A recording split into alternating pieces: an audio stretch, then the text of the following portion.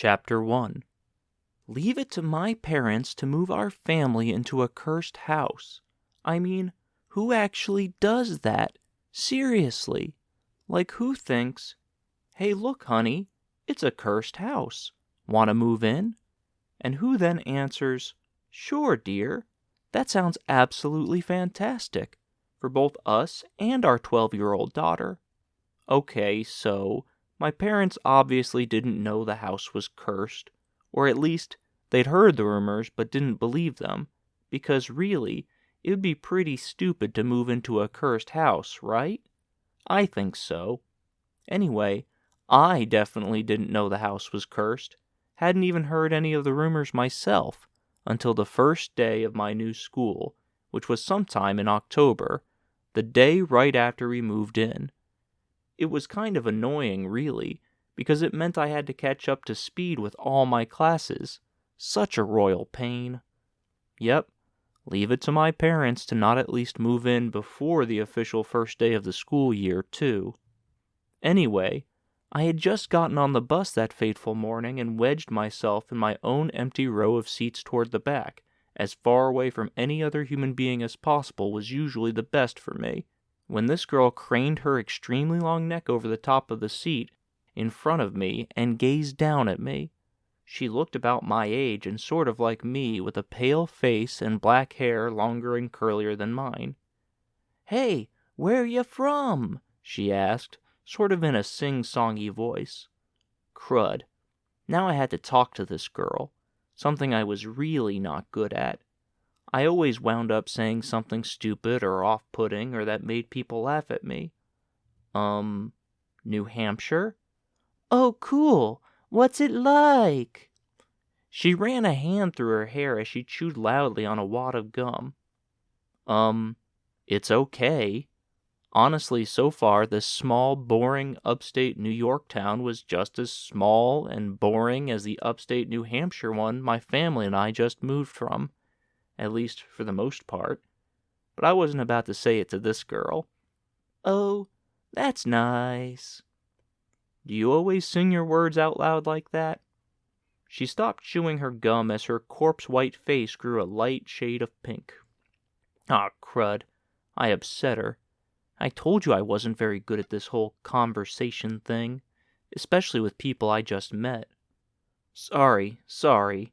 I gushed as a carrot-haired, freckle-faced boy with glasses poked his head around the corner of the same seat as the girl. I jolted in surprise. Oh no, someone else to talk to. And I probably look like such a stupid, scaredy cat jerking around all over the place, too. She always does that when she meets new people, the boy said. He looked about 12, too. And even though she's normally the one who says hi first, I think it makes her a bit nervous. It does not. Okay, so I guess this freckle-faced boy had a point. Anyway, I'm Keith, he said. And I'm Rachel, the girl said. Good. She didn't seem to be insulted or anything. Azalea, I said. You know, like the flower.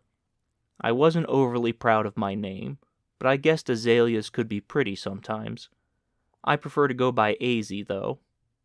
Cool, Rachel said. So why'd you move? You have no idea how glad I was when she didn't ask, so why'd you move? My dad. He lost his job and has been having a real hard time getting a new one, and my mom doesn't work, so, we had to move here. I could feel my own face grow a bit hot. Hopefully I didn't just insult Rachel and Keith by making it sound like this town was some insanely pathetic place only people without jobs moved to, even if it was somewhat true. But instead, surprisingly, both their faces paled a notch, and Rachel stopped chewing again. Oh no, she said. You didn't move into number 26 Abbey Way, did you? It would make sense for her not to know. The bus picked me up with a couple of other sheepish-looking kids who appeared a bit older than us at the corner where Abbey Way met Main Street, so she didn't see what house I came from exactly. Yeah, I said. Why? She and Keith exchanged a quick, wide-eyed glance.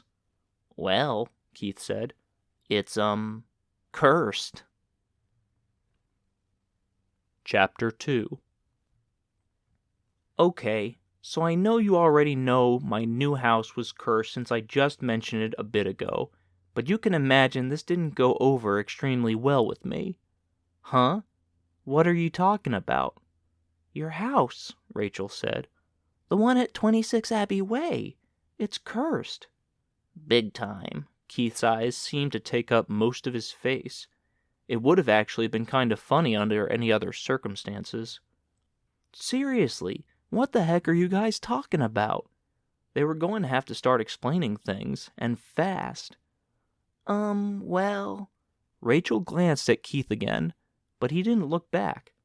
That's what people say anyway. Have said, for generations now. What? Why? No reason. Sorry I brought it up. She started to uncrane her giraffe neck back over the other side of the seat, but Keith said, No, she should know, Rach. We should tell her. Yeah, I said.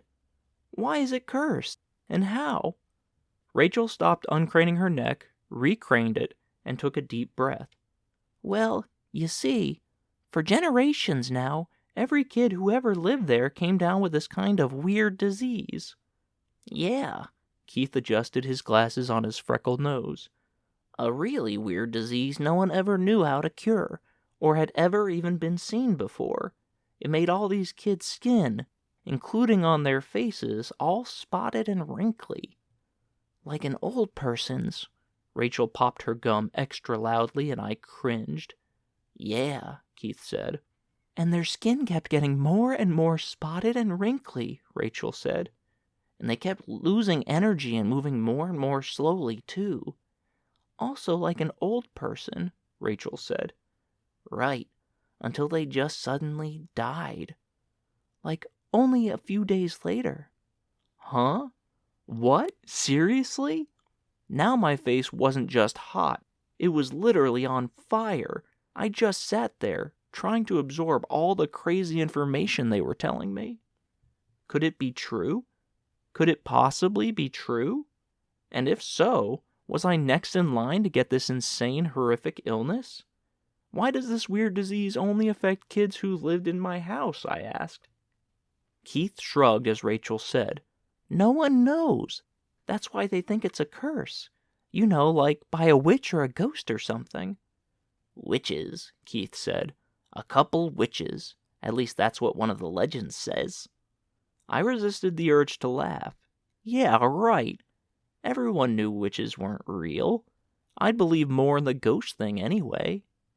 There's another theory, too, Keith said. What's that? I couldn't get them to spill the info fast enough. Well, that house is pretty old itself.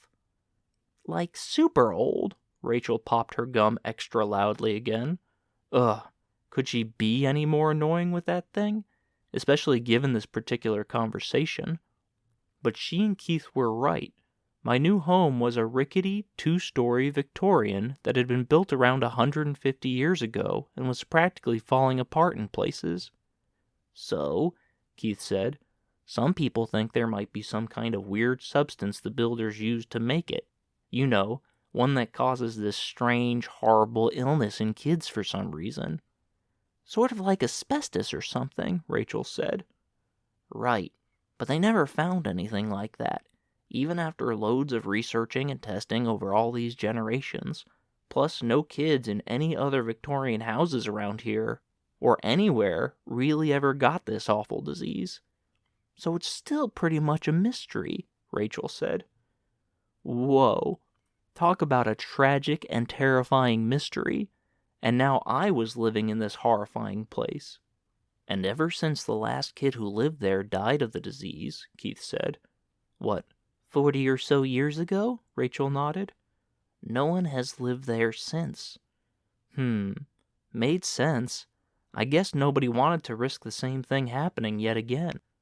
Goosebumps knotted along both the front and back of my neck, making my hair stand on end. Yeesh. This was so not the first thing I wanted to learn on my first day at my new school in my new town. I would have much rather been forced to read and write notes on an entire geometry book or something. Well, that is, until you and your family moved in, of course. Rachel's gaze grew as solid as the seat I sat on as she fixed it on me. A long silence wafted through the whole bus, like every single person had been listening to our conversation this entire time and stopped chatting just to let it all sink into my mind. Maybe they had. And then it dawned on me. Of course. Oh man, I was such an idiot. Such an enormous, incredible, unbelievable idiot. But even though I felt like that, I couldn't help but let a thin smile crack my lips. I laughed. Good one, guys, I said. You got me. You got me good. Chapter 3. Huh? Rachel asked. What do you mean? Yeah, Keith said. What are you talking about? I chuckled. Hard. I mean, I had to hand it to them. They were creative and extremely good actors. Seriously, what a gripping, terrifying story to come up with. And their pale faces and slightly larger than normal eyes were spot on, and they were still staying true to character even as I spoke, their curvy eyebrows and bunched up foreheads making them look totally confused. I know you guys are kidding, I said. You know, messing with the new kid. I get it. It's funny. It really is. I'd do it too if I were you. Not really, though. To be honest, I thought it was pretty jerkish, but that was probably not a good thing to bring up when you were the new kid on the bus. Keith's freckles grew even bigger and browner, and Rachel's face was as rigid as the statue of a Revolutionary War soldier I saw in the park when my family first drove into town yesterday. She said, I hate to break it to you, AZ, but we're not joking. Not at all, Keith said. It's all true, we swear. Sorry, man. Man? I'm not a man, I'm a girl. Yeah, Rachel said. We really wish we were, though. We hate to be the ones to have to break it to you. I chuckled again. Okay, yeah, sure, guys. Very funny. Seriously, good job. No, really, Keith said. They both gazed at me for a couple more seconds, then slowly withdrew back to their side of the street with sagging expressions. Boy, they were selling it hardcore. I had to admire them for that at least, because there was no way any of what they said could possibly be true. Absolutely no way. It just didn't make any sense, right? Freak, said a girl's voice off to my right. Huh? Another girl around my age with blonde pigtails and wearing a pink crop top sat in the row of seats across from me, sneering at me. Yeah, seriously, said a dark red-haired girl in a black dress next to her by the window. Did she dye her hair or something? More like super freak if you ask me, actually. Knock it off, you guys, Rachel shouted from the other side of the seat in front of me. She craned her giraffe neck back over the seat top. Don't listen to Michelle and Lydia, AZ.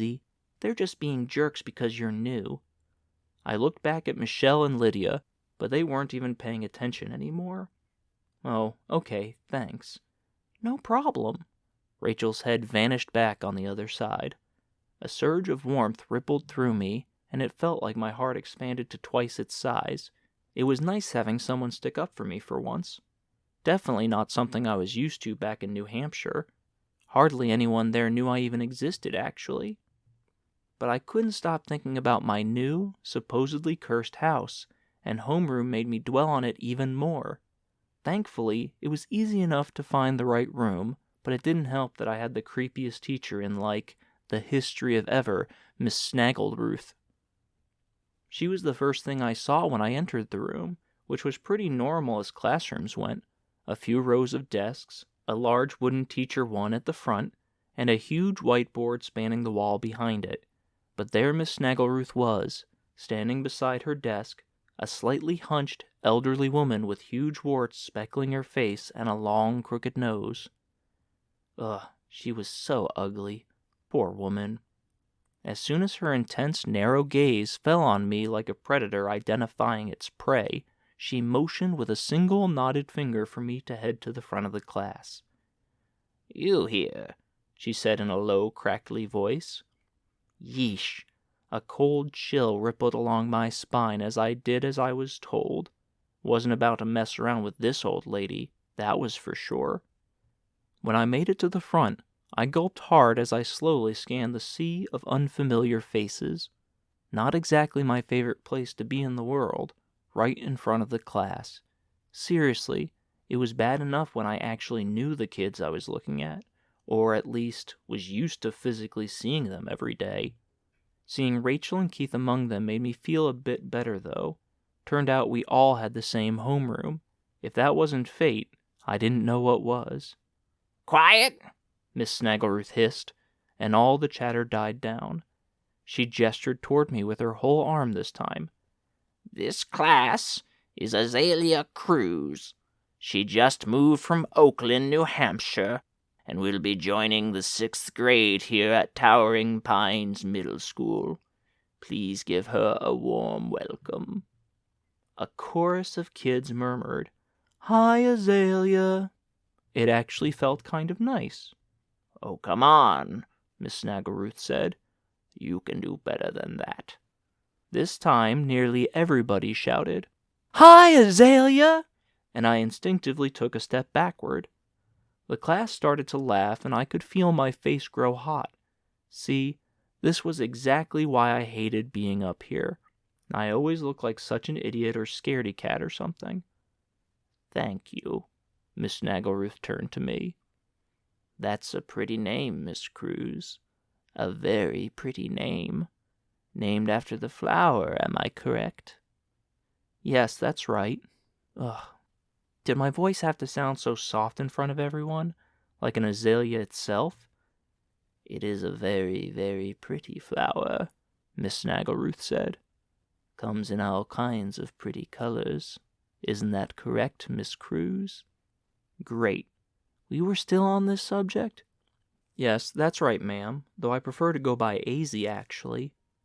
"You will call me none other than Miss Snaggleruth, Miss Cruz, and I quite prefer calling you Miss Cruz as well." Oh no, I upset her. I looked down at my toes. Yes, of course, ma'am. I mean, Miss Snaggleruth. Sorry, so sorry. "That's quite all right, my dear. Now, Miss Cruz, why don't you tell us a little bit about yourself? You know, what you like to do in your free time and where you're currently living in town and whatnot." I mentioned how I liked reading science fiction and fantasy books, and playing single-player video games, and how I had a ton of friends back in New Hampshire, and was a bit sad to leave them all, which wasn't really true, actually. Well, I'd had a somewhat overweight, gassy friend named Chad, but that was about it, and he hadn't even called or texted me since I'd moved here. Not that I cared that much, to be honest. He hadn't been all that close of a friend anyway. "And I live on, 26 Abbey Way," I said. A shadow seemed to sweep through the room, brushing a few murmurs along with it. Curse. Witches. Old person disease. Miss Snaggleruth shushed the class, and it fell silent again. "Thank you, Miss Cruz, for sharing all of that with us. You may take your seat now, my dear." She pointed at the empty desk beside Rachel's and Keith's. Yes, I'd been hoping to sit next to them. So far, they were the only things even remotely comforting about my first day of school, even though they were the ones who first told me about my new cursed house and all. Thank you, Miss Snaggleruth. As I headed toward my new desk, I glanced back at her. She wore the same saggy, sympathetic-looking expression Rachel and Keith had on the bus earlier when I accused them of pulling a fast one on the new kid. Crud. That couldn't be good. Chapter 4. The rest of the morning wasn't so bad, at least. Sure, I couldn't stop thinking about creepy Miss Snaggleruth and my cursed house, but the other teachers and classes were okay enough. In general, they reminded me a lot of the ones I'd had back in New Hampshire. I guessed teachers and classes tended to be pretty similar across the country, maybe even the whole world. I even had lunch with Rachel and Keith in the cafeteria, which was pretty fun since they were super nice and interesting. "I'm a big gamer too," Keith said, "though I'm more of an online guy rather than single player." "Oh, cool," I said. "How about you, Rachel?" She stopped sucking on her grape juice box straw, which made a loud, slurping noise. It seemed her mouth was always busy doing something loud. It was a bit annoying at first, but I was already starting to get used to it. "I like to play from time to time," she said. "Don't really care whether it's online or single player, though. But to be honest, I spend most of my free time playing the violin." "Oh, really?" I'd always wondered what it would be like to play a musical instrument, though video game controllers always felt more natural in my hands. "Yep, I have lessons almost every afternoon, but only because my mom makes me. I mean, don't get me wrong, I don't hate the violin, but my mom's, super passionate about it. She's played it her whole life, including in loads of acclaimed orchestras." "Oh wow," I said. "That's really cool." She smiled as she resumed sucking loudly on her juice box straw. "Great. Thanks." I slipped away a few minutes before the lunch bell rang to do a little research on my phone. I just had to see if what Rachel and Keith said about my house was true. I found an empty stall in the girls' bathroom and Googled my new address. Horrifyingly enough, it turned out they had told the truth. Well, for the most part. Over the past 150 years, a total of 15 kids who lived in my Victorian home randomly got sick with this weird aging illness that tragically killed them a few days later. Not every kid who lived there got sick and died, though. Some around the same age as the ones who did, between 5 and 13, somehow never contracted the strange disease and lived long and healthy lives, even though if their siblings were victims and living there at the same time as them. Nobody could ever figure out why, though, or how the kids got the horrific disease in the first place. I shuddered as I looked up from my phone. All those kids.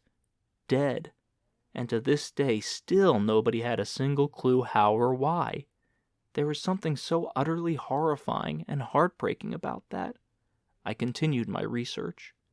Turned out all the sick kids' cases had been published in the local newspaper and put online over the generations up until around 40 years ago. Some middle-aged guy lived there in the house alone for a few years after that, but nothing happened to him, and he eventually wound up moving out. It would explain why the house was in such a decrepit state, its wooden facade worn, faded, and looking like a single breath would knock it flat over. No one had lived there or taken care of it for quite a while now. Oh man, just wait until I get home and tell Mom and Dad about all this. Did they even know anything about it? I'd text them now and ask, but they'd taken jobs at the local Big Mart to make ends meet until Dad found a new full-time position. I didn't want to distract them and potentially cause them any problems at work, especially on their first day. Just then, the bell rang, echoing in the bathroom, so I turned off my phone, shoved it in my pocket, and went to my next class.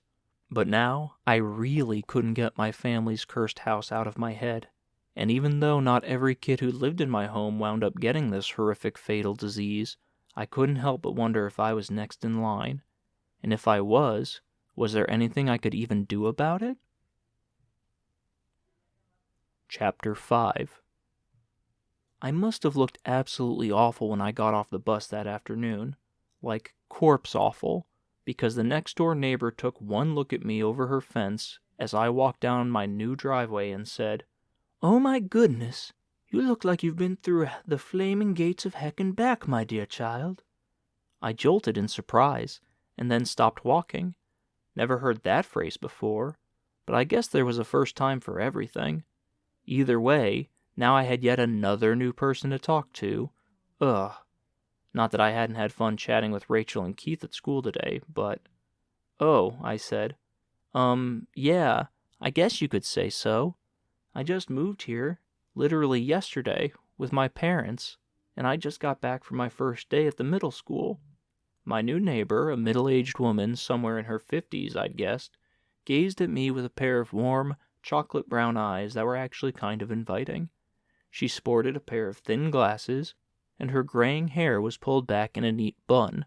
A thick, healthy curtain of ivy crawled over the top of the fence she peeped over, drooping along my family's property side. It made me wonder what else lurked on the other side.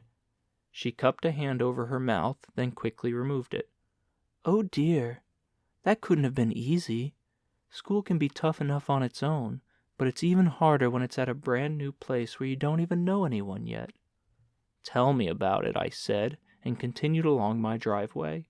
Although she seemed like a nice enough lady, I was seriously itching to get inside and play some video games.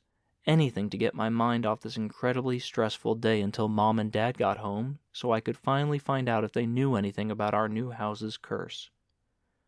Oh, you know what, dear? Crud. I stopped again. I just finished baking a batch of cookies and could use some help, getting rid of them. She smiled warmly as she winked at me. Do you think you may be able to assist me with that very important task, my dear? Oh, I had to admit, freshly baked cookies did sound good right about now. Insanely good. Video games could definitely wait just a few more minutes for a couple of those bad boys. Come on, sweetie. Just for a couple minutes. They're absolutely delicious, I promise you. I don't make them any other way. She winked at me again. I looked up at our partly crumbling Victorian house with its sagging wraparound porch and large patches of its facade missing. Then I gazed at my neighbor's bright red brick home with a charming chimney and two-story sunroom on one end. It definitely looked much more appealing than my house, even more than the modern, boxy one bordering our property on the other side. Okay, I guess. What kind of cookies did you make? What kind's your favorite? Oatmeal raisin? Her smile grew even bigger. Wouldn't you know it? That's exactly the type I made. They're my favorite too, my dear.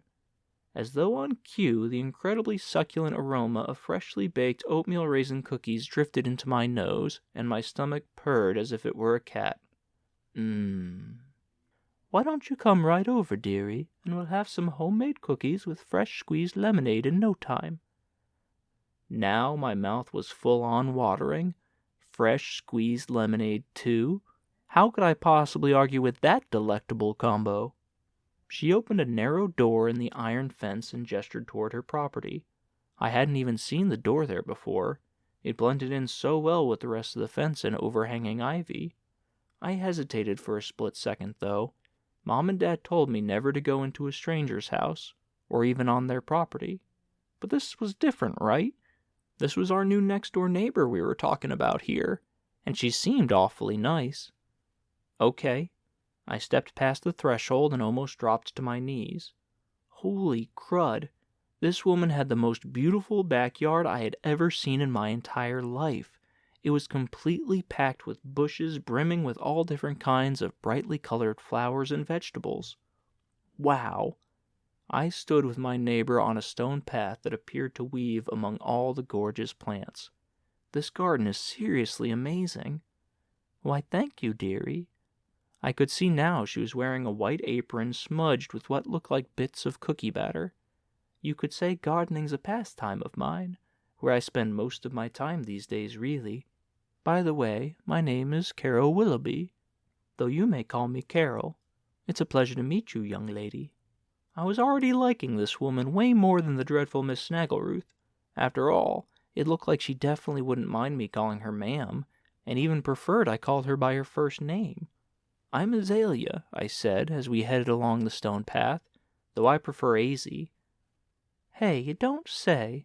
She gestured around as the bushes lining both sides of the trail morphed into gigantic ones, bursting with azaleas of all different kinds and colors. Wow! I couldn't help but sweep my gaze from side to side. I had to admit, the flowers were all incredibly beautiful. And what were the odds, really? Not just that she'd have azaleas in her garden, but that they were all this big. I didn't think I'd ever seen them this big before, actually. Wait a minute. Didn't azaleas bloom in spring, like in April and early May? I was pretty sure none bloomed in October, but then again. They're my favorite flower, Carol said. My pride and joy. Very pretty, don't you think? I groaned a bit inwardly. There was that word again, but for some reason it didn't bother me that much when Carol said it. Yeah, I guess. Azaleas lined the whole rest of the path, which led to a patio with a black wrought iron table and set of cushioned lounge chairs. We headed past them all and went into the kitchen, where the rich aroma of oatmeal raisin cookies immediately slammed into me. Now my whole body was purring. "Excuse me a moment, honey." Carol opened the oven a crack and grimaced. "Oh dear, I'm afraid the cookies aren't quite ready yet, though they should be in just a few more minutes." She closed the oven. "Tell me, honey, do you happen to have any favorite pastimes?" I couldn't help but crack a grin. A similar question to the one Miss Snaggleruth had asked me earlier today. I told Carol the same answer. "Oh, terrific. Then you are in great luck, young lady. I happen to have an old video game system with an incredibly fun single-player game I'm sure you've never played before. Oh, and I'm quite certain you would have an absolute blast playing it while we wait for the cookies to finish baking." "Oh, okay." To be honest, I wasn't overly excited about the idea of playing some ancient game. Not that I didn't enjoy the classics, but I'd played them all so many times already, so there was a slim to none chance I actually hadn't already played this one. Plus, something told me this middle-aged woman wasn't exactly a video game connoisseur. "Fantastic. Right this way, dearie." I followed her into the next room and almost dropped to my knees again. Seriously, this place was just getting crazier and crazier. Chapter 6. If Carol's garden was incredible, then this room easily took all the cookies. For one, it stretched 2 stories tall, and a triangular skylight revealing a patch of bright blue sky without a single cloud in sight. Plus, it boasted an absolutely enormous TV that took up the entire far wall, and had an extremely comfortable-looking leather couch in front of it. An oddly shaped black video game console system sat on the TV stand's shelf, an equally strangely shaped black controller on the couch. Somehow, Carol had been right. I'd never seen a video game system like this before in my entire life, though I didn't know how that could actually be possible. If anything, it looked futuristic, not old. Every time I saw a video game system for the first time, it made me think of the very first one I ever got. It was for Christmas when I was 6 years old, and playing it had been the most fun I'd had in my entire life. Way more fun than hanging out with Chad, sadly enough. But well, that was why video games were so amazing, right? As soon as Carol and I walked into the room, the TV turned on, a holographic phrase proclaiming "Super Galactic Conquest" jutting out from the screen. "Whoa, it's holographic?" I asked. She nodded. "This was a very special game on a very special system, my dear." But, I thought you said the system was old." "It is, honey." "But how?" "Well, you see, honey, my dear husband—" Her eyes clouded over, and she wrung her hands in front of her cookie dough spattered apron. "My dear late husband, that is." "Oh, I'm so sorry, Carol." "Oh, don't be, honey, but I thank you very much for the sentiment. He was an absolutely amazing man for sure, and I'm a firm believer in being grateful for what you had rather than be sad that it's gone." Interesting. I kind of like that concept too, now that I thought about it. In any case, back in the day, my dear husband was the leading video game designer for a gaming company that was way ahead of its time. Like, way ahead. The firm was in the midst of completing development of its first ever console system, Nebula Zone, as well as its first ever game. She gestured toward the holographic phrase still hovering in the middle of the room. Nebula Zone and its superb launch title were sure to crash on the scene and be the instant leaders of the field. Unfortunately, right before the company could manufacture an enormous stock of the game and system and ship them to stores across the entire world, the owner suddenly and inexplicably gambled away all of his business money. You see, he had a gambling problem, dearie. A horrible one. Hence, the company went under forever. "Oh, that's terrible. I'm so sorry, Carol." "Thank you, honey. But that wasn't the worst part, at least for me. You see, As unbelievably atrocious luck would have it, my beloved husband died in a tragic car accident shortly after the company collapsed.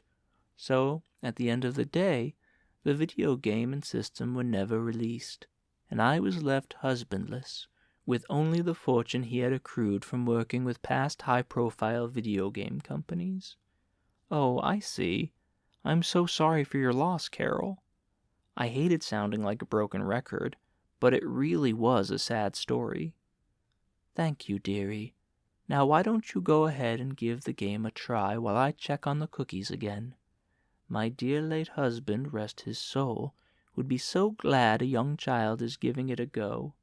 Not that video games are only for children, of course. She winked at me before ducking back into the kitchen.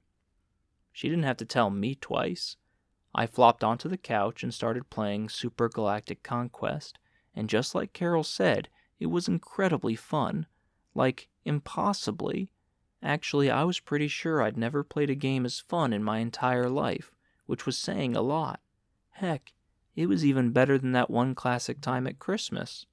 I mean, the graphics were out of this world, the controls extremely slick and easy to use, the level design was more innovative than any I'd ever seen in today's action-adventure games. Simply miraculous. Before I knew it, the extremely succulent aroma of oatmeal raisin cookies invaded the living room as Carol bustled in carrying a tray of them. I paused the game and put the controller down even though I wanted to keep playing more than anything. Oh man, Carol, this is the coolest game ever. Seriously. She smiled what had already become her characteristic warm smile as she placed the tray on the table. I thought you might think so, dearie, and I have to agree. It's quite fun. I play it from time to time myself. She leaned back slightly and arched her eyebrow at me. You know, you strike me as somewhat of a loner. You know, like me. Oh.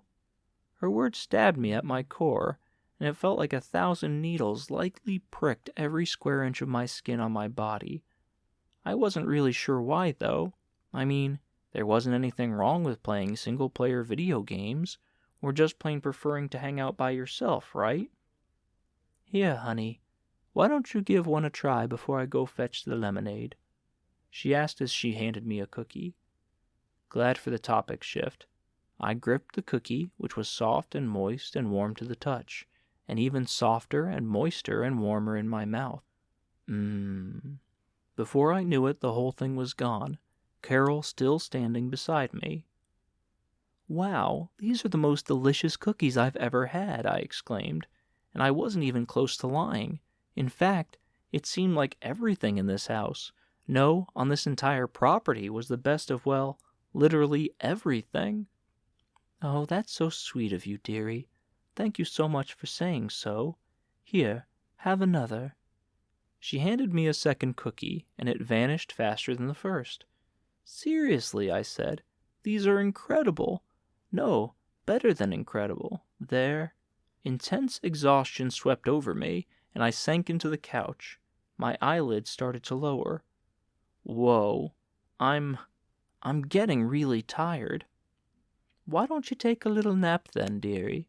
Just for a little while. You've been through so much today, after all. You know. You really do deserve. Chapter 7. When my eyes slid open, I was still lying on Carol's couch in her living room. Oh, you're awake, she said as she came in from the kitchen, carrying a small feather duster even though it didn't look like anything needed dusting. In fact, not a single spot I'd seen in her house so far did, actually. How'd you sleep, dearie? I sat up straight and rubbed my eyes. Great, I think. Oh no, what time is it? 5:15. Dinner's in almost 15 minutes. Her eyes bugged like an insect's, the knuckles of her hand gripping the duster gleaming white. Oh my! Then you'd better get back home, sweetie. Let's go, on the double. Right. I hastily climbed to my feet, still trying to shake the sleep from my body. I hope you had a wonderful time, sweetheart. It was a pleasure having you over this afternoon. Yeah, definitely. The understatement of the century. Thanks so much for having me, Carol. Any time, honey, any time. And please, feel free to come over whenever you like. My cookies aren't going to eat themselves, and my dear late husband's game isn't going to play itself either. She winked at me. Clearly she liked doing that a lot. I chuckled. Very true. An idea hit me. Oh, there are these 2 kids at school. Their names are Rachel and Keith. They're super nice. The only thing I like about it so far. She smiled that warm smile of hers. Anyway, I was hoping they maybe could come over sometime too, have some cookies with us and play your husband's awesome game. I think they'd both really like that. The smile dropped off Carol's face. Honestly, honey, I don't think that's such a great idea. Really? How come? She switched the duster to her other hand, her facial features sinking a bit. Well, you see, my husband and I planned on having children. A few of them, in fact. But, well, we never actually got around to it because, well, it would honestly only make me feel sad having a few kids over at one time. I mean, just one is okay, so please feel free to visit yourself, but I would honestly prefer we keep it that way. Is that all right, dearie? Oh, yeah, sure. I understand. Poor woman. Definitely seemed like a tough way to live. I guessed she really was a loner, although she didn't necessarily choose to be one, unlike me. At least, I thought I chose to be one. In any case, I guess I should go. Thanks again for having me over. Of course, dearie. She led me back through the kitchen, then the garden, and out to the small door in the fence. Oh, wait. She rested a hand on my shoulder before I could push past the threshold. Yeah? Do you mind not telling your parents you are over this afternoon? Huh? Oh, really? Why not? She seemed like such a nice woman. Why wouldn't she want Mom and Dad to know? Well, quite frankly, I don't want to alarm them. I mean, don't take this the wrong way, dearie, but they might think it odd a young girl like yourself would, how should I put it? Hang out with an older, middle-aged woman like me. To be entirely honest, they'd probably rather have you hang out with children your own age, like the ones you met today at school. And don't get me wrong, they're absolutely right about that, honey. That's a very good thing for you to do, and you absolutely should do it. Huh. She didn't have to tell me that. Mom and Dad were always trying to get me to branch out a bit more, be more social and make more friends. I just happen to prefer the reading books and playing single-player video games lifestyle. But I don't want to put our friendship at risk either, she said. Cool. She already considered me her friend. That warm, gushy feeling sloshed around inside me again. What a nice, fun woman. I think we certainly should hang out from time to time. After all, 2 loners like us, we need each other's company every now and then. Am I right, dearie? She winked at me yet again. I let that sift through my mind. I had to admit, it definitely sounded nice. And not just because she had all those super cool things at her place, though that definitely didn't hurt. Sure, I'm game if you are. I crooked a smile at her, trying to sell my pun. A huge smile fanned her face. Fantastic. Have a great evening, dearie. You too, Carol.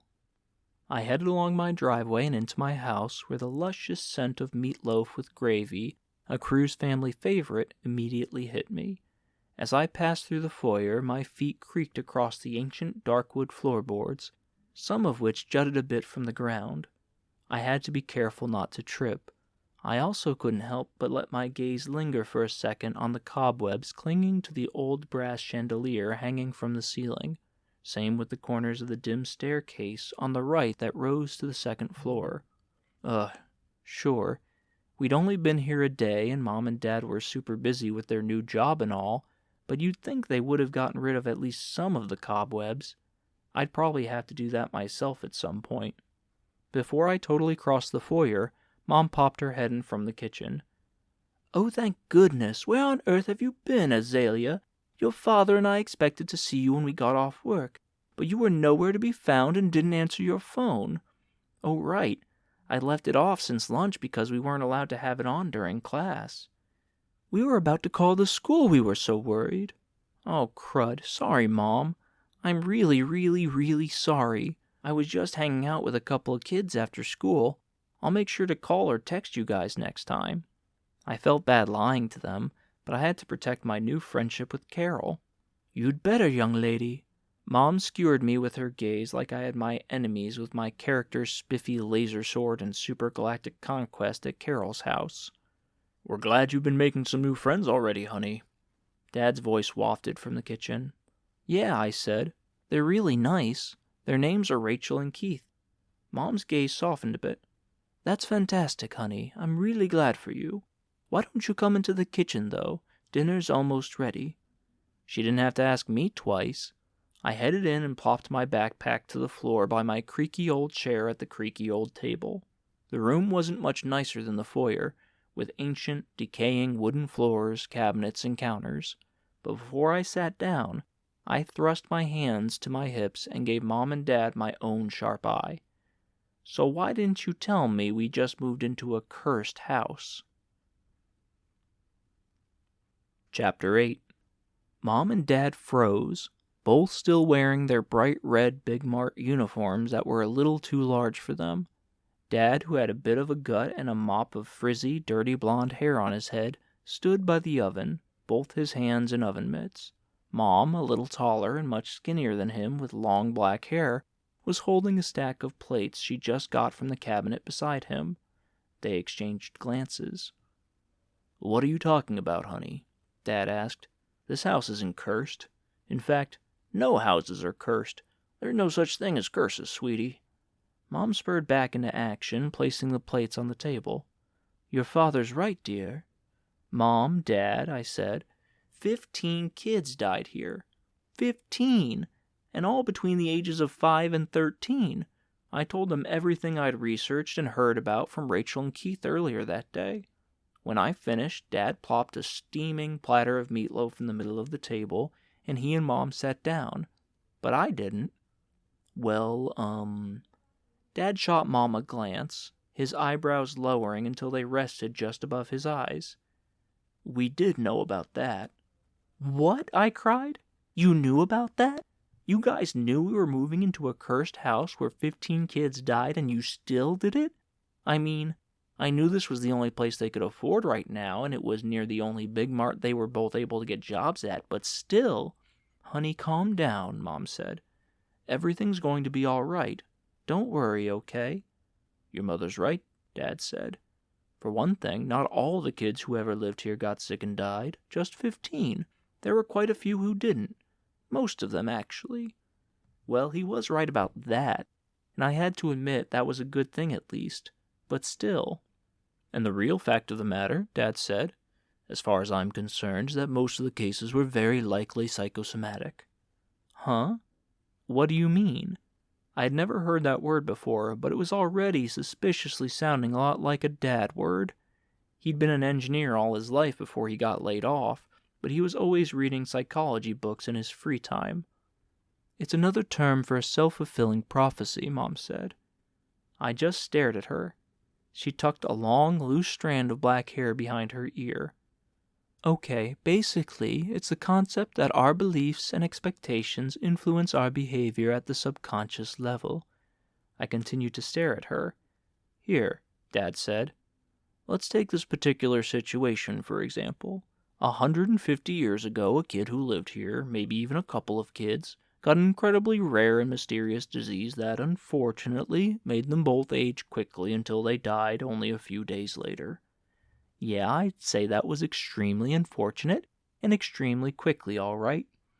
Then, when the next kid or kids who moved into the house with their family heard about this horrible illness, they started to freak out and think the same thing might happen to them, too, even if the disease wasn't even around anymore, or was just plainly hereditary in the first place. You know, something only people in their own family could get. I know what hereditary means, I grumbled. And then, wouldn't you know it, Dad said, the kids in this new family did get the horrible disease, but not because they actually got infected with it. Because they were so terrified about getting it, Mom said. Their minds literally made them contract it, or at least come down with similar symptoms and die in a similar death. I crossed my arms across my chest and gazed as hard as I could at both of them. Had they gone completely out of their minds? Had being out of work for so long altered both their brain chemistries or something? Really? You think most of the kids who lived here and suddenly grew old super fast to the point they died within a few days psychologically made themselves do that? Dad nodded slowly. It's certainly possible, honey. The mind is a very powerful and amazing tool, capable of so much and things we can only dream of. Always remember that. And the concept of a self-fulfilling prophecy is a famous one that's proven to be prevalent in all different kinds of situations. He sliced a hunk off the meatloaf with a knife and plopped it on his plate. That's why we didn't tell you about the house's history when we moved in, Mom said. We didn't want you to start dwelling on it. You know, potentially working yourself up to the point, well, you know. Got old and died? I asked. You know what we mean, Dad said. So seriously, don't worry about it, okay, honey? Everything's going to be completely fine like your mother said, you'll see. All right, sweet cakes? Heh, sweet cakes. He always called me that when he was really trying to sell me on something. And well, I had to admit, as weird as this whole self-fulfilling prophecy thing was, I guessed it did make at least some sense.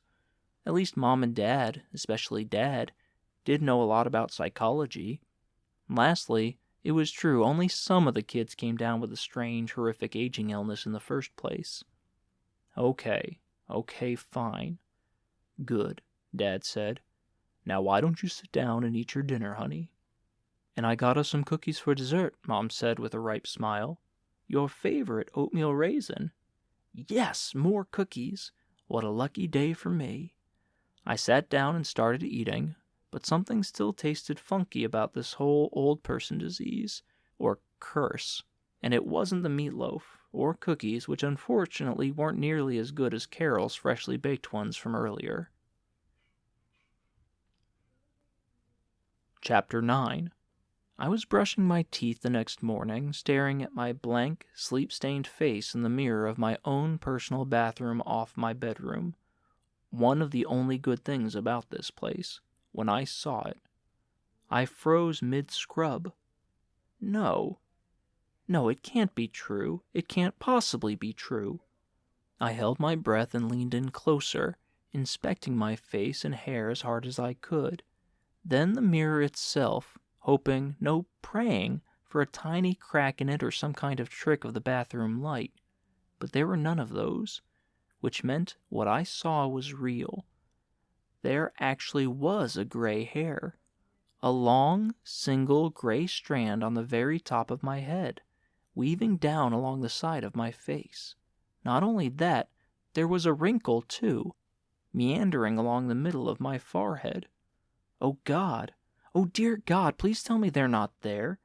Please tell me they're not actually there. The room started to spin, and I let out my breath in one big long whoosh. Calm down, AZ. Just calm down. Then I screamed, pretty loudly. Mom and Dad definitely would have heard if they hadn't been out on their morning drive with their coffees, something they'd done ever since I could remember and refused to stop doing when Dad lost his job. But if they had been here, what would they have thought of us? The fact I was very clearly starting to look like an old person, and only after 1 day of living at our new house.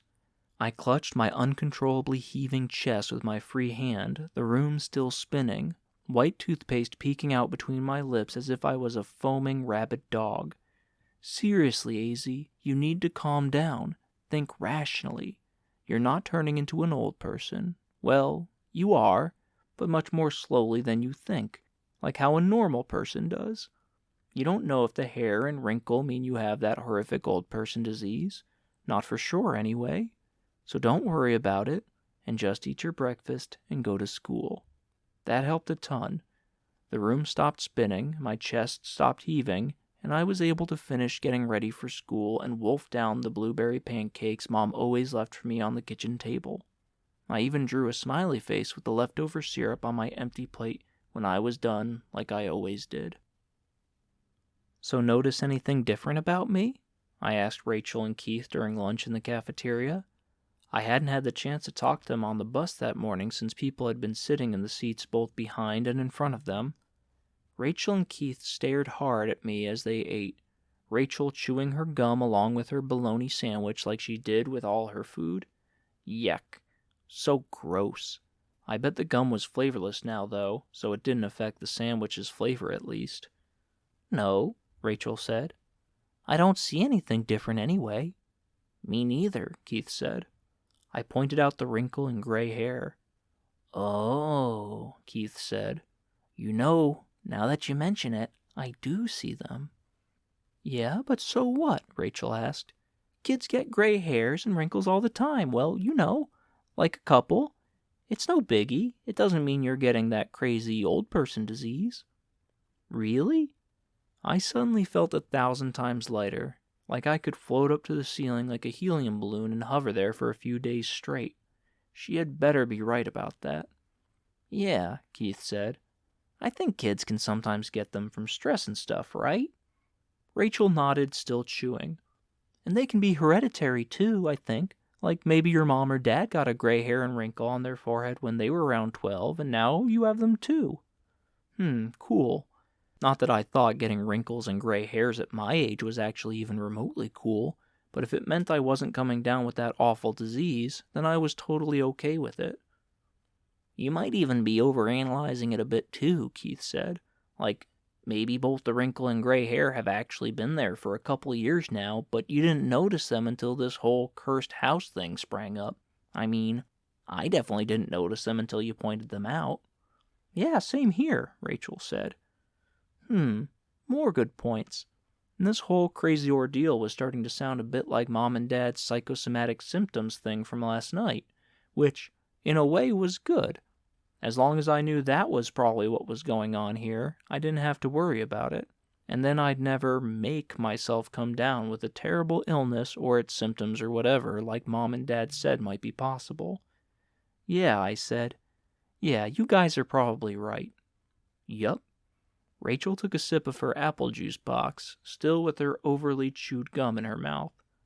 I wouldn't worry about it, Keith said as he dug his plastic spoon into his lime jello cup. Loser, said a familiar-looking girl as she walked by our table. A sneer smeared across her face as she drilled her sharp gaze into mine. At least, I was pretty sure I'd seen her in a couple of my classes. Shut up, Sarah, Rachel shouted. You know, you can be a real witch sometimes. But the girl just kept walking. Don't listen to her, Keith said. She just hates newbies.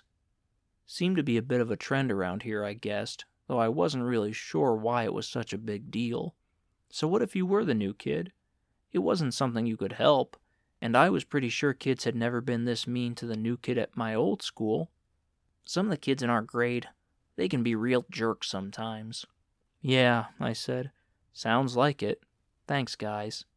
Again, heat swelled through me, making it feel like my body temperature rose a full degree. Chad had never stuck up for me like that. Nobody ever had. Not that kids ever went around calling me freak or loser back in New Hampshire, though. They usually just left me alone. But I was pretty sure Chad would have just pretended he hadn't even heard them, maybe even been too busy focusing on his next fart or something to notice. I couldn't help but hold in a sigh as I thought back to his and my kind of weird friendship all those years, ever since kindergarten. We'd never been very close, even back then, but it got a ton worse when I started playing video games instead of hanging out with him. Whatever.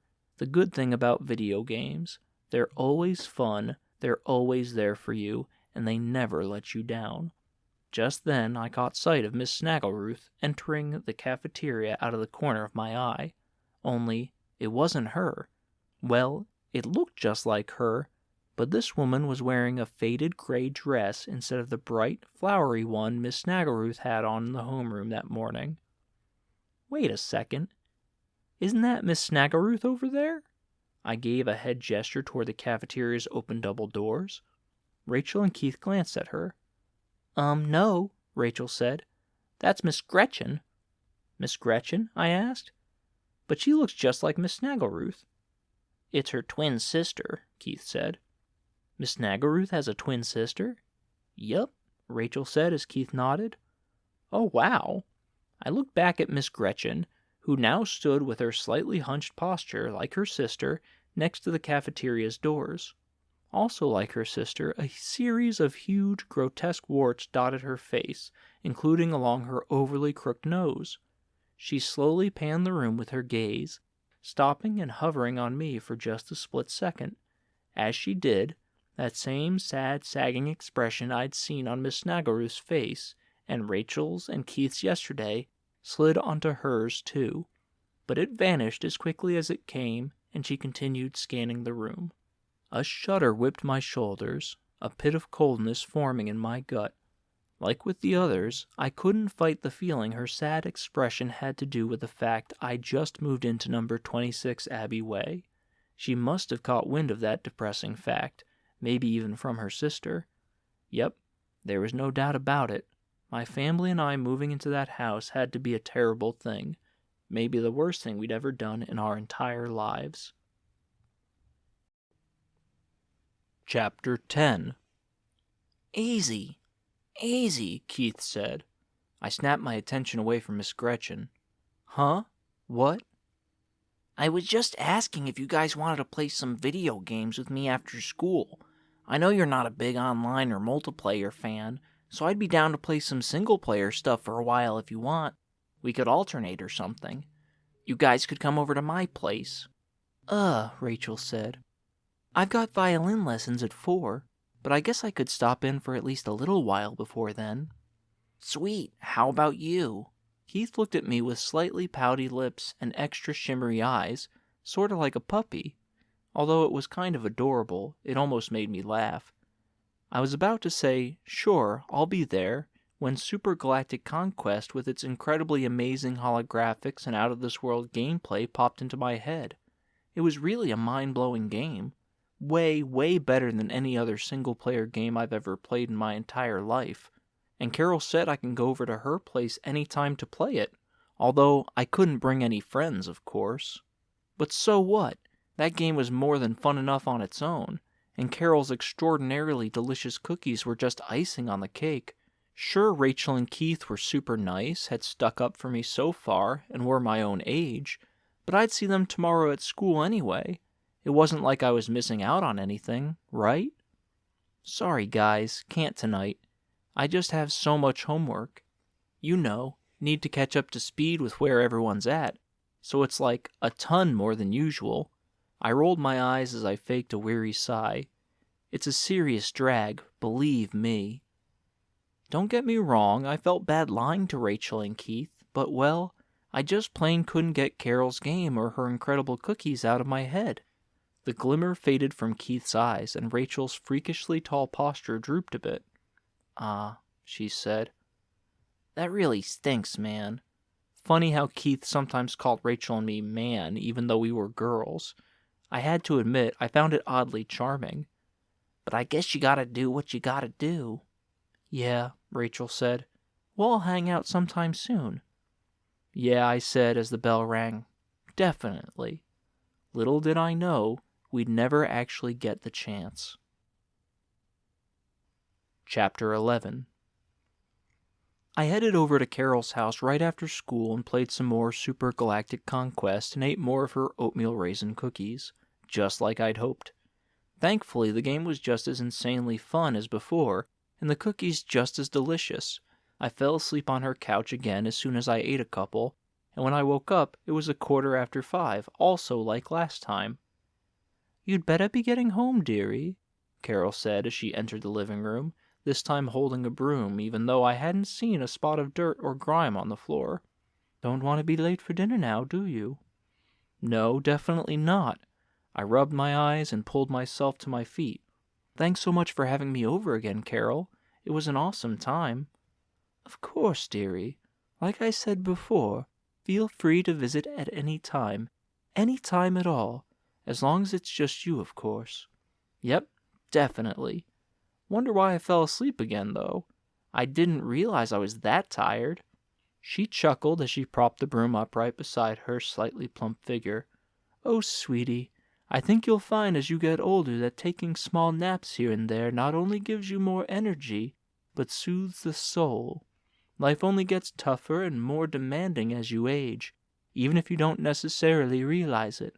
So it's very important to rest whenever you get the chance. Huh, I didn't know that. Carol was a wise woman, all right. I was starting to like her even more. She winked at me. Now, get back to your new home, dearie. But come again real soon. Right, my new home. My new cursed home. I suddenly realized one of the absolute best things about hanging out with Carol. I had so much fun I completely forgot about the old person disease, which was exactly what I needed. I left her house with a huge smile on my face and a nice soothed soul, but neither lasted very long, because I woke up the next morning to another utterly horrifying discovery. All I could do was stare at my reflection in the mirror again, stare at it until it blurred, but that didn't make any of the symptoms go away. Nope, because even after I blinked the blurriness away, I could make out 2 gray hairs on my head and 2 long, squiggly wrinkles running across the middle of my forehead. What in the flaming gates of heck was going on? Was it happening to me? Was I getting the old person disease? Chapter 12. Well, one thing was for sure. I couldn't deny it. The proof, the symptoms, they were all right in front of me. I threw both my hands to my hair and gripped fistfuls of it, hard. I wanted to tear it out, all of it, to make absolutely sure I got rid of the 2 gray hairs and any others that might be lurking in there currently hidden from view. And then I wanted to put my face under a steamroller so it smoothed out the 2 wrinkles on my forehead, even if it meant my whole face got completely smushed in the process. But obviously, those were crazy thoughts. Totally, utterly, completely crazy thoughts. Totally clueless about what to do with all this horrible nervous energy, I resorted to getting ready for school by feverishly whipping around my bathroom and bedroom. Seriously, I was surprised my feet didn't set the floorboards on fire. Then I flung the blueberry pancakes Mom left me on the kitchen table into my mouth before boarding the bus. It only occurred to me once I got on that I forgot to leave my usual smiley face using the syrup for her. Crud. Oh well, I had bigger things to worry about this morning. Much, much bigger things. That was for sure. As soon as I plopped into my typical row of seats, I tapped the back of Rachel and Keith's in front of me. Thankfully, nobody was sitting in my row this time. Rachel and Keith both craned their heads, Rachel around the top of the seat and Keith around the side, as usual. "What's up?" Rachel asked amid her usual nonstop gum chewing. "You guys gotta help me," I hissed, trying to keep my voice low so no one else could hear. Although, to be totally honest, I didn't really care all that much this time. This was all just getting too crazy. "It's happening. It's really happening." I pointed out the new gray hair and wrinkle. "Oh yeah, I guess I see them," Keith said. "But again, AZ, so what? It's just a couple more. Could still just be hereditary or from stress like we said yesterday." "Yeah," Rachel said. "You've been through a ton lately. What with moving from one whole state to another in the new house? With a really creepy history thing going on." "Yeah," Keith said. "Just calm down a bit. Give yourself a break. Like Rachel and I have been saying all along, you're probably totally fine." I let that sink in for a moment, trying to calm my breaths, which was much easier said than done. They were both so adamant about what they said that they were starting to make me believe them. Maybe they were right. Maybe despite trying as hard as I could not to, I was letting this whole old person disease thing get to me. I let my gaze drift down to the palms of my hands in my lap. Yeah, I guess. Eek. "What?" Rachel asked as Keith asked. "What is it?" I held up my hands, keeping them flat and open. "Look at them. Look at my hands. They're all pruny. They're all pruny, just like an old person's." Chapter 13. Rachel and Keith gazed at my hands for a good long moment. Yeah, true," Keith said. "But maybe that's just from the shower you took this morning." "Earth to Keith," I said. Showers don't make your hands go all pruny, baths do. And I'm pretty sure it's got to be a pretty long bath, too. I took an extremely short shower this morning." "Oh," Keith said. "I think she's right." Rachel's face was as pale as when I first told her and Keith my new address. "Something's off with her hands, and it has absolutely nothing to do with a bath or shower." "It's the old person's disease," I said, "or at least the beginning of it. It has to be, along with the wrinkles and gray hairs, too." This time I shouted a bit too loudly, and a couple of kids in nearby rows turned to look at me, but I didn't care. This was getting way too serious now. Way too serious. "We've got to do something," I said. "We've got to stop this. I obviously have the disease, or curse, or whatever the heck it is, and it's obviously spreading to the rest of my body." "I admit it doesn't look too good now," Rachel said. Keith's silence confirmed he thought the same thing. "So what do I do?" I asked. "How do I stop this? What do I do? What do I do?" My hands were shaking like crazy, my breaths wrenching themselves from my mouth in short, sharp bursts. But I didn't even care the tiniest bit. I could feel a bunch of eyes on me from nearby seats, but they might as well have been part of the scenery rushing by outside the windows. "I don't know," Rachel said. "But just calm down for a second, okay, AZ? We'll figure it out." "Yeah, don't worry," Keith said. "We'll think of something." But that didn't stop my thoughts from racing at hyper speed, or my heart from sledgehammering against my rib cage as if it were being wielded by some wacko mass murderer bent on killing everybody on the bus. But it did make me feel at least a little better having a couple of friends on my side. Much better than I thought, actually. Keith's eyes lit up. "I know! We could look up every single case and article on every single kid who ever got the terrible disease online, and in all the old local newspapers we can find. Maybe we'll uncover some kind of weird or interesting link between them all that'll reveal the cure or something, or at least give us a strong hint on what to do next." I looked from him to Rachel, then back again. Not a bad idea. At least Rachel had the decency not to be chewing her gum right now. Yeah. I struggled to calm my nerves and slow my breaths again. Thankfully, it was actually working this time. "Yeah, okay. It's a start at least." I'd already done some research on my own, of course, but I hadn't gone totally hardcore. Maybe Keith was right. Maybe we could find something if we put in that kind of intense effort. Let's do it right after school, at the public library. That's the best place. "Sounds like a plan," Keith said. Rachel smiled. "We're all in this together." Despite the incredibly horrific and nerve-wracking situation, I couldn't help but think about how much they cared about me. They really were such good friends. Chapter 14. As planned, as soon as school ended, Rachel, Keith, and I booked it to the public library. No pun intended.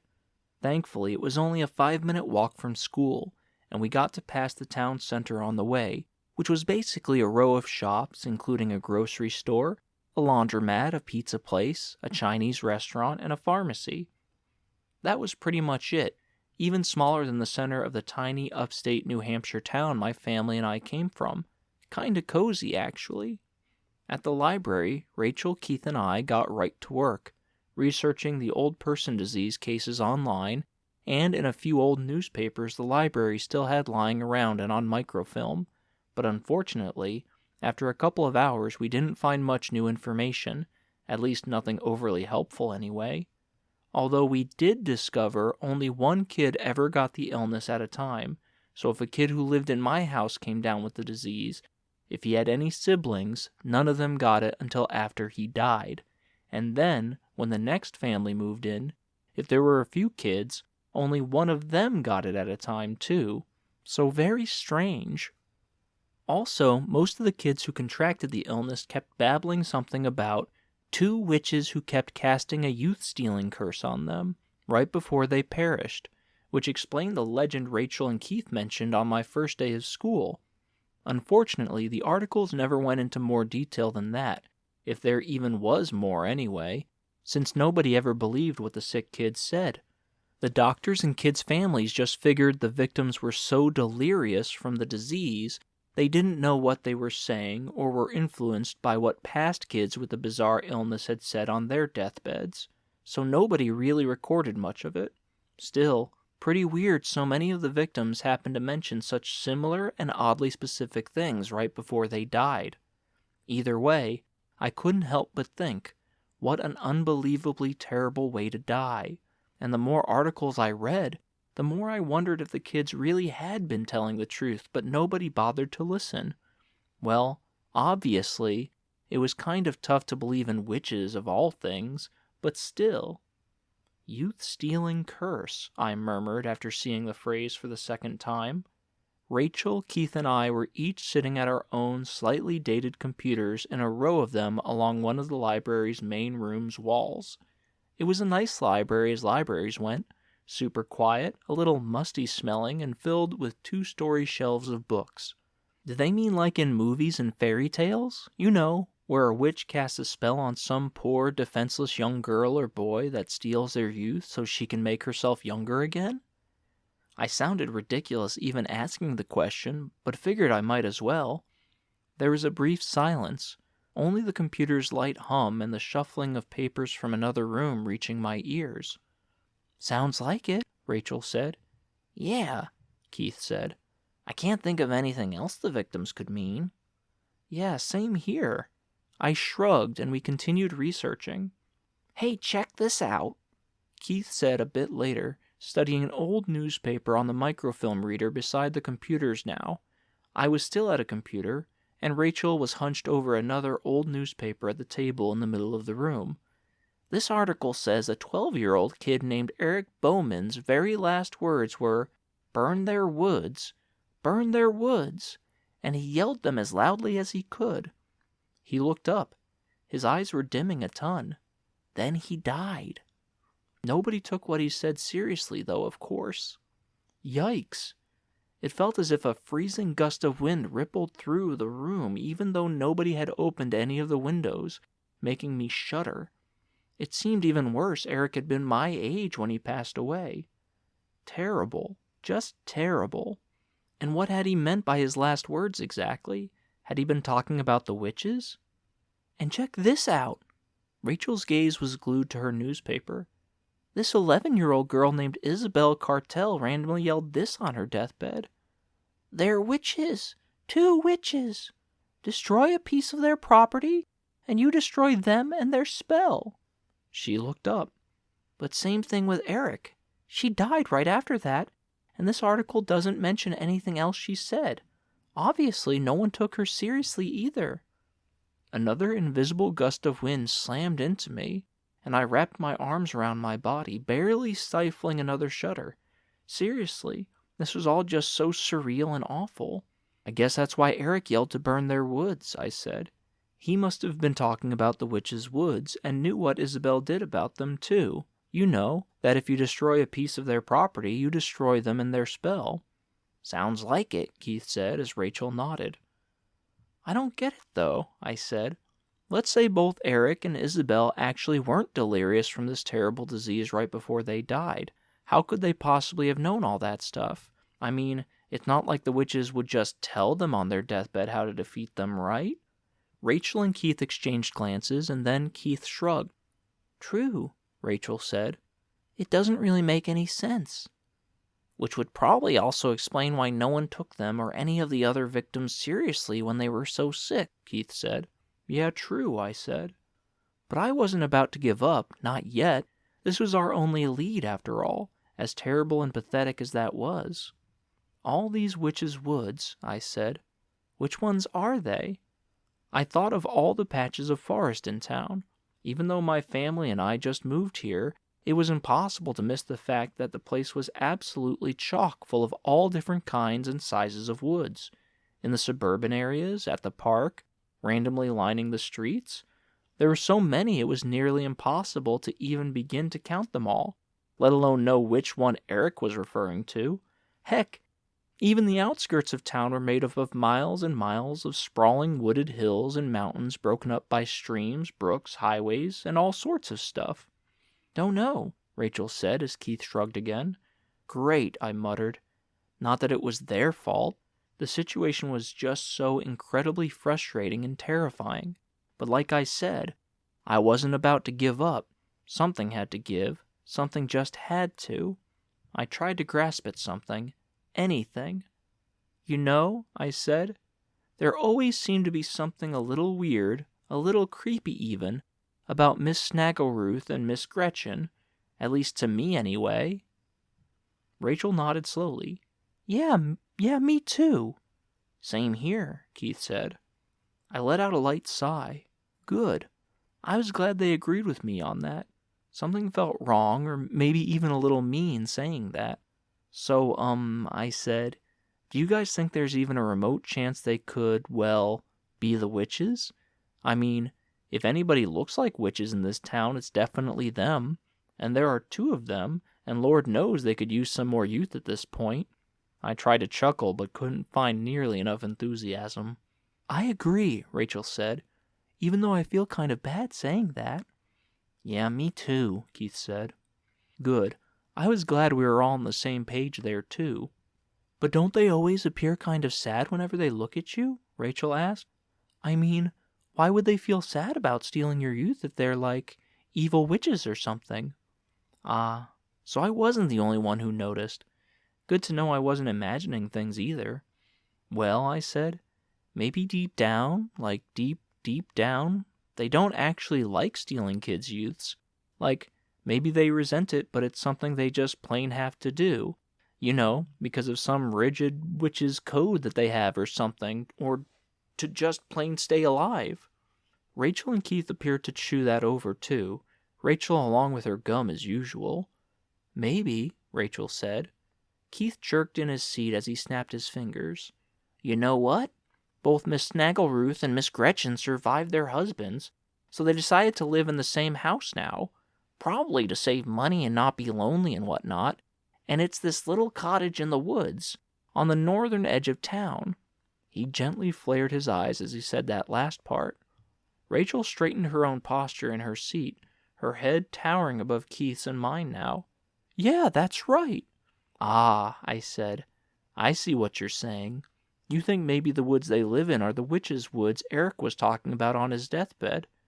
Yep, Keith said. It's possible, Rachel said. True, I said. So that's it then.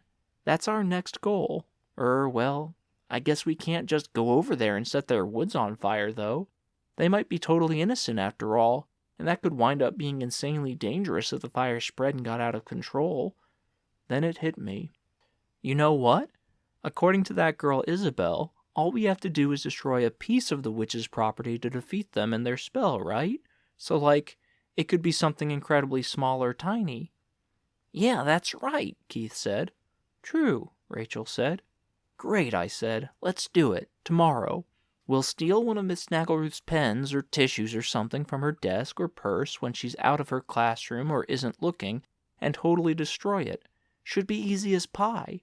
I would have headed over to her and Miss Gretchen's cottage right then and there and demolished something lying around their property, but it was all the way across town and we didn't have access to a car or bus.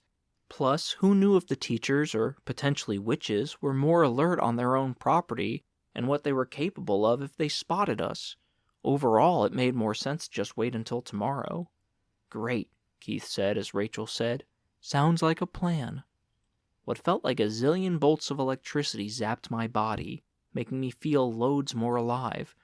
It was amazing how simply having a plan could make you feel so much better. Plus, having Rachel and Keith by my side was like having 2 personal bodyguards. No, they weren't just good friends. They were incredible friends. But unfortunately, I didn't know the painful truth. I was going to need a heck of a lot more than Rachel and Keith and our new plan to defeat the so-called witches and their horrific old person curse. Chapter 15. That afternoon when I got back home from the library, it was close enough to walk, though it was a bit of a pain. I went straight to Carol's. I just had to. I'd had such an incredibly stressful and exhausting day and was so ready to relax and blow off some steam. Plus I had my new plan all squared away and was feeling pretty pumped about it. Thankfully, I got to do exactly what I'd done every time at Carol's so far, play Super Galactic Conquest and eat more of her unworldly delicious oatmeal raisin cookies. I didn't tell her about the old person curse, though. I figured there was no point and wondered if she even knew about it in the first place. Sure, everybody else in town seemed to, but I wouldn't be surprised if she didn't, being such a loner and all. She probably hardly ever even left her property, which, considering how nice it was, I definitely couldn't blame her for. Either way, she didn't let on she knew about my so-called cursed house and disease. Still, I was careful to keep the palms of my hands away from her view at all times, just in case, and she didn't mention anything about the wrinkles and gray hairs. Maybe she didn't even notice them. In any case, I wound up falling asleep on her couch again after eating just a couple of cookies. "Time for you to head on home now, dearie," she said as soon as my eyes slid open. She was entering the living room as usual, this time clutching what appeared to be the latest edition of a video game magazine. Looked like she kept up to date with the gaming world after all. Who knew? "Don't want to be late for dinner now, do you?" Nope, definitely not. I pulled myself to my feet while rubbing the sleep from my eyes and thanked her for having me over. When I got back home, I pointed out my new wrinkle and gray hair to Mom and Dad and showed them my pruny hands. I made sure to mention that I had the pruniness all day even though I only took a super short shower that morning, Mom and Dad's own foreheads crinkling as I did. Yes, good. They were actually taking me seriously for once. Dad said. "I have to admit this is kind of odd." "Yeah," Mom said. "A couple gray hairs and wrinkles. That can be completely normal for a 12-year-old, but your hands shouldn't be that pruny at your age after just a short shower, especially for a whole day." Dad pursed his lips as he tilted his head a bit. "Well, let's not overreact, okay, guys? It could still be absolutely nothing. Maybe some kind of allergy or reaction caused by the change in environment or weather lately." Only, there hadn't been much of a change in the weather in the last couple days, but I didn't bother mentioning that. The fact both Mom and Dad's foreheads were still pretty crinkled showed they were definitely finally taking this seriously. "Why don't we sleep on it?" Dad asked. "Just for tonight. See how you are in the morning, and well, if you don't improve, we'll, have to take action." And what did he mean by take action exactly? Again, I didn't bother to ask. After all, neither he nor Mom could possibly have a great answer for that. "Yes," Mom said. "That's an excellent idea. Let's give it another night, just one more, okay, honey?" "All right," I muttered. "Okay, sweetie," Dad said. I couldn't get their concerned expressions out of my head as I went upstairs to do some homework, like that was easy to do right now, and I still couldn't when I went to bed, leading to a long, endless, restless sleep. Chapter 16. I tossed and turned all night, trying to get my symptoms and Mom and Dad's concerned expressions out of my head. But what I saw in the mirror the next morning when I finally wrenched myself from the not-so-deep reams of sleep was even worse. Just like the last couple of days, it looked like I'd aged, even more. Now there were several wrinkles along my forehead, a couple even running along the sides of my face. And I had even more gray hairs, enough I didn't even bother to count them. I checked my hands. Even prunier, almost flat-out wrinkly. No, this can't be happening to me. This can't be happening to me. My hands shook as a thought kept churning through my head. I'm turning into an old person. Slowly but surely, I'm turning into an old person. But way, way, way quicker than I'm supposed to. I was about to let out a high-pitched scream when a knock came from my bathroom door, jolting me in surprise. "Honey," Mom's voice wafted from just outside. "It's me. How are your hands looking this morning?" I couldn't even answer, couldn't even let out a single sound. All I could do was mouth the words, "Not good." So Mom opened the door, and I turned and thrust my open hands toward her. She immediately pulled back a bit as she sucked in a huge breath, her eyes seeming to expand out of their sockets. Dad peeked into the bathroom behind her from above her shoulder, his eyes the same size as Mom's. Oh no. His mouth stretched super wide too. The fact he hadn't shaved yet this morning made the motion seem even more exaggerated, even a bit goofy. "This isn't good. This isn't good at all, Cindy." It was bad when Dad called Mom by her real name. If he called her anything at all, it was usually Candy or Sweetums. "I know," her voice cracked. "What do we do, Peter? What do we do?" "Exactly what I'd like to know." "Let's bring her to the doctor," he said. "Now, have him take a look." "Yes." Mom sounded a bit like a robot. "Yes, that sounds like a good idea, honey." "So," I asked, "you guys don't think it's psychosomatic now?" Well..." Mom rubbed her blue pajama-sleeved arm, her gaze lost in another dimension. "Honestly, your father and I don't think that's the case. I mean, you've seemed completely fine to us since we moved in. Mentally, that is. And the fact that you were hanging out with your new friends all the time after school. Ugh. Now I felt a bit bad about lying to Mom and Dad about that. Well, I hung out with Rachel and Keith a little bit and was obviously over at Carol's after school most of the time, so I guessed it was good I was hanging out with someone at least. "Well, we figured you weren't really dwelling on the disease thing very much," Mom said. Well, that was true. At least, I thought so. "Plus," Dad said, "we've got to cover all our bases here. Make absolute sure we nip this thing in the bud, whatever the heck it is." Yeah, I couldn't have agreed more. "Come on," Dad said. "Let's go." I'd barely gotten dressed and didn't even have breakfast before we were barreling down along Main Street in Dad's beat-up old minivan toward the local Towering Pines doctor. On the way, I texted both Rachel and Keith, telling them we'd have to postpone destroying a piece of Miss Snaggleruth's property for a bit. I wasn't a very big fan of that, of course, but I figured seeing the doctor was probably the absolute best thing to do right now. After all, my biggest lead had to do with 2 of my teachers being witches, for crud's sake, and who knew? Maybe because it had been 40 years since the last old person disease case, the local physician would actually know what this crazy illness was. Or maybe they were more skilled than the doctors who treated the past victims and would wind up having some kind of breakthrough when they checked me out. I was praying with every last shred of my being at least one of those would be the case. Rachel: "Oh no, has it gotten worse?" Me: "You could say that." Keith: Crud, don't worry, AZ. We still got this. And you know what? Rachel and I will keep a lookout while you're at the doctor. See if we can't steal something tiny from Miss Snaggleroth when she isn't looking and destroy it. Right, Rach? Rachel: Yup, definitely. "Whoa, that was insanely awesome. Like, incredibly insanely. Seriously, I was beginning to think they might have been the greatest friends in the history of the universe." I texted them something along those lines, and they both sent smiley emojis. Keith: Good luck. We'll tell you if we're able to accomplish the mission. Me: "Awesome. Thanks, guys." Another pocket of warmth encased me. It was really awesome having friends who really, truly cared about me. Unfortunately, though, I didn't have any luck whatsoever at the doctor's office. "Nothing," Dr. Grant told Mom and Dad. He was a middle-aged man practically as tall, thick, and sturdy as one of the gigantic pines in town. Speaking of gigantic pines, a row of them lined the window that spanned the entire wall by the examination table I sat on, but the doc's word immediately sank in my gut straight through the super-bright linoleum floor. Crud. Looked like I had to cross that desperate hope off the list. "I can't find a single thing wrong with her," Dr. Grant said. "I mean, obviously she shouldn't be exhibiting so many of these elderly characteristics, but I can't find a cause for any of them for the life of me.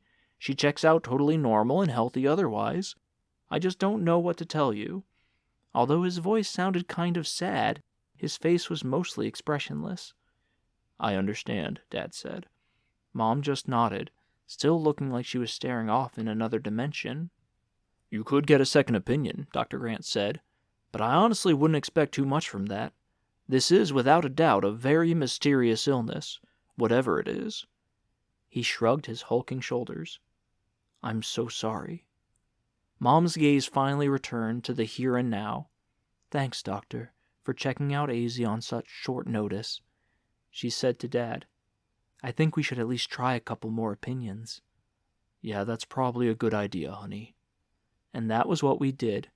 It wound up taking the whole rest of the day, too, since we drove to clinics in 2 different towns and waited in long lines at each. But unfortunately, like Dr. Grant predicted, none of the other doctors knew what was causing the old person disease either. Plus, super unfortunately, Rachel and Keith didn't have any luck at school either.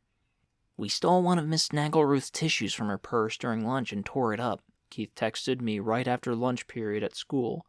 "I even flushed the pieces down the toilet in the boys' bathroom afterwards. It was the only time Miss Snaggleruth wasn't in her classroom, but it doesn't look like it did anything, unfortunately. I mean, she and Miss Gretchen are still here, alive and well. And, well, I take it you're still aging, right?" I looked down at my wrinkly hands as Dad drove Mom and me to the next doctor's office. "Yeah," I texted back. "Crud. I'm so sorry, AZ. Unhappy face emoji. Crud was more than right. A sickly feeling crawled into my stomach where it reproduced and thickened to make me feel nauseous. If Miss Snaggleruth and Miss Gretchen weren't the witches, then who could possibly be? And did it even make the tiniest bit of bat crud sense to even be considering witches as being the culprit for this god-awful disease in the first place? Literally nothing could be more terrifying and infuriating than this. I racked my brain as hard as I could. I had to leave absolutely every stone unturned, after all. "Well," I texted, "the witches have to be someone else then.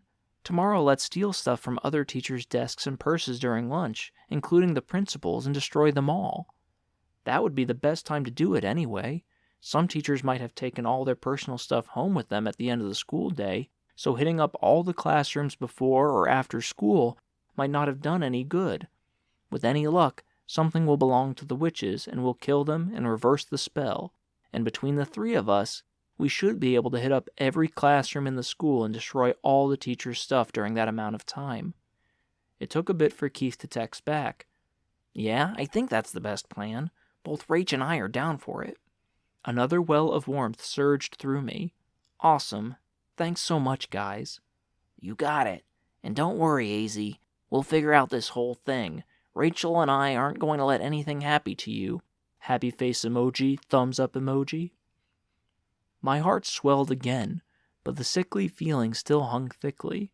This had better work, especially since it was starting to look like my very last chance. "Maybe we should get another opinion tomorrow," Mom asked over dinner that night. "Or a couple." "I honestly don't think it'll help, honey," Dad said. "I mean, we've already been to 4 physicians and none of them have had a single clue what AZ has or how to cure it." "I know." Mom stared past Dad at the bare, white kitchen wall behind him, kind of like a zombie. She hadn't touched her veggie lover's lasagna yet, and it was her favorite meal. Neither had Dad or I. None of us were hungry. "Maybe we should have the house inspected," Mom said. "You know, for anything potentially dangerous that might somehow be causing all this." Dad's face brightened a bit. "That's a terrific idea, honey. We'll have it done as soon as possible. Tomorrow, if we can." "Great," Mom said. But their excitement came out kind of wooden, and it wasn't a big surprise why. After all, they knew as much as I did the house had been inspected many times over the past few generations, and nobody ever found a single thing wrong with it. Still, maybe this time would be different. Maybe, unlike the awful doctor disappointment, somebody would finally find out what was causing this horrific aging thing, and we could finally put it to rest, and everything would go back to normal. "Also," Mom said, "if she isn't better, or at least starting to get better, by tomorrow morning, I'm thinking we need to get her out of this house at the very least. Shell out the money for a motel room or something for her to go to in the evenings, or see if she can stay at one of her new friends' houses, even if the house inspectors don't find anything here. You know, just in case this horrible illness really does have something to do with the house itself in some way." Dad nodded, his eyes dim and sunken again.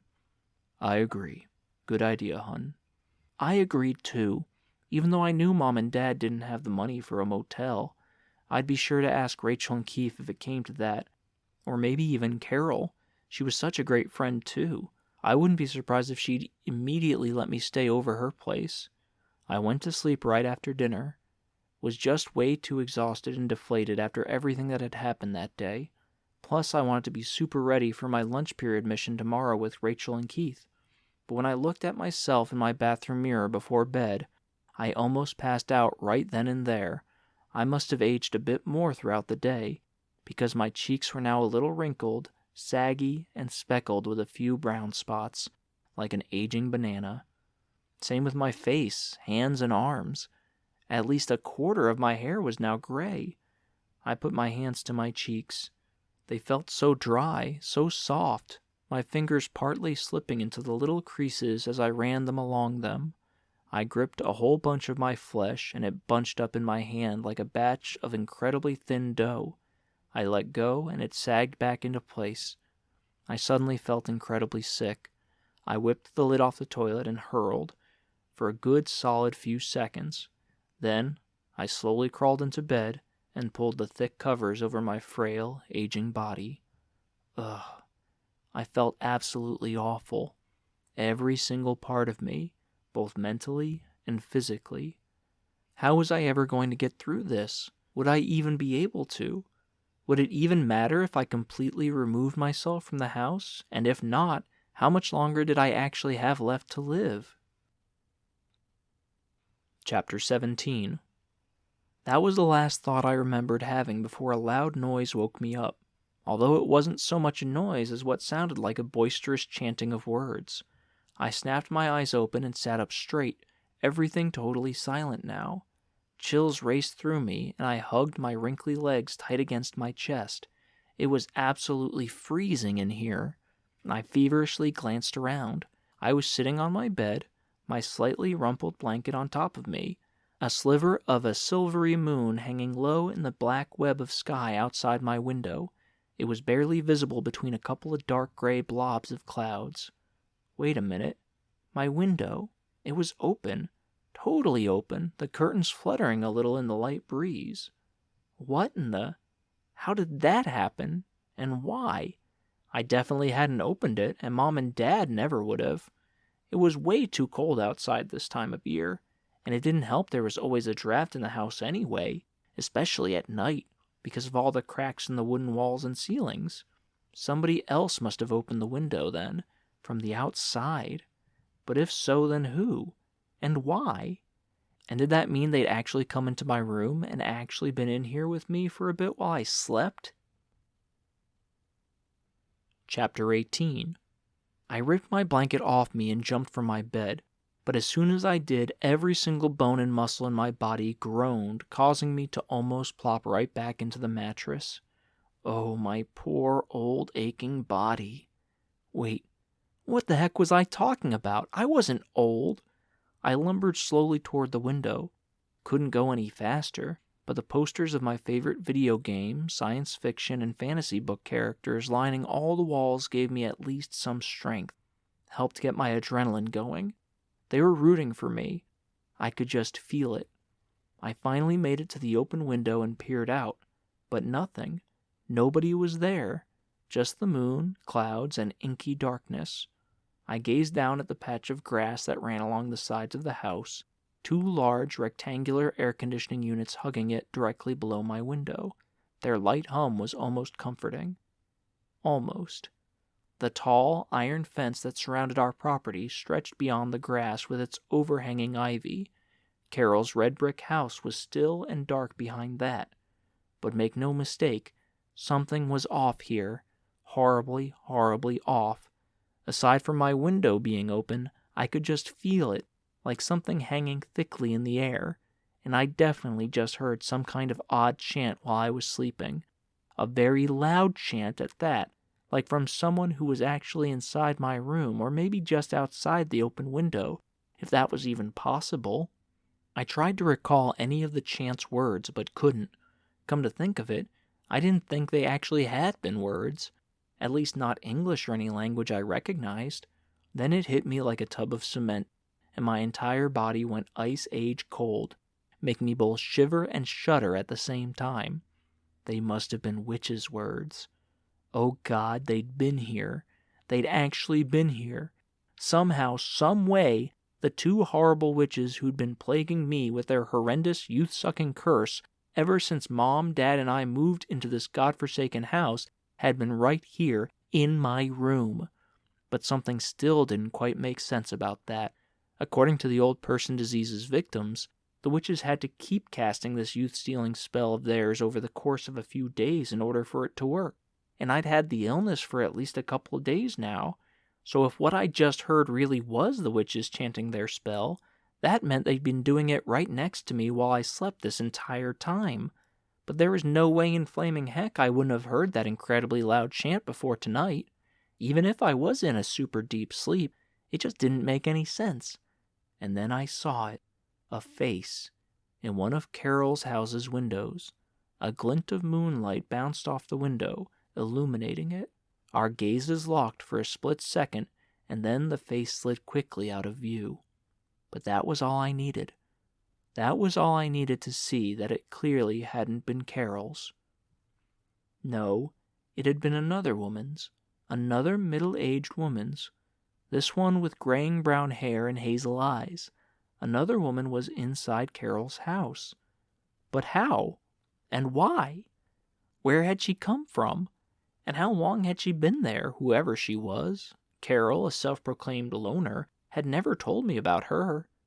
But before I could think much about the strange discovery, the bedroom door swung open and I whirled around. "Hey, honey, just coming to check on—" "Oh!" Mom, decked out in her dark blue plaid pajamas, jolted in the doorway, splashing some of the water from the glass she held onto the floor. Oh, Azy, you look even older. It's gotten even worse." But I was barely paying attention. Something mega fishy was going on with Carol and this other woman at her house, and I had to get to the bottom of it. "Mom, do you know anything about the other middle-aged woman at Carol's house?" Mom squinted at me, her forehead bunching up like slabs of dough. "Huh? What do you mean, honey?" "Carol Willoughby. Do you know anything about the other middle-aged woman at her house? Have you seen her before?" Mom continued to stare at me as if I was growing even older right before her eyes. Maybe I was. "Who's Carol Willoughby, dear?" Really? She didn't know? Then again, Mom and Dad had been extremely busy lately with their new jobs and settling into our new house and everything. "Our next-door neighbor, Mom. Right over there." I pointed out the open window. The light breeze still drifting through it made me shiver, and I hugged myself again. It didn't help my skin was so frail and paper-thin now. "Honey, I'm sorry. I don't know what you're talking about. Nobody lives over there."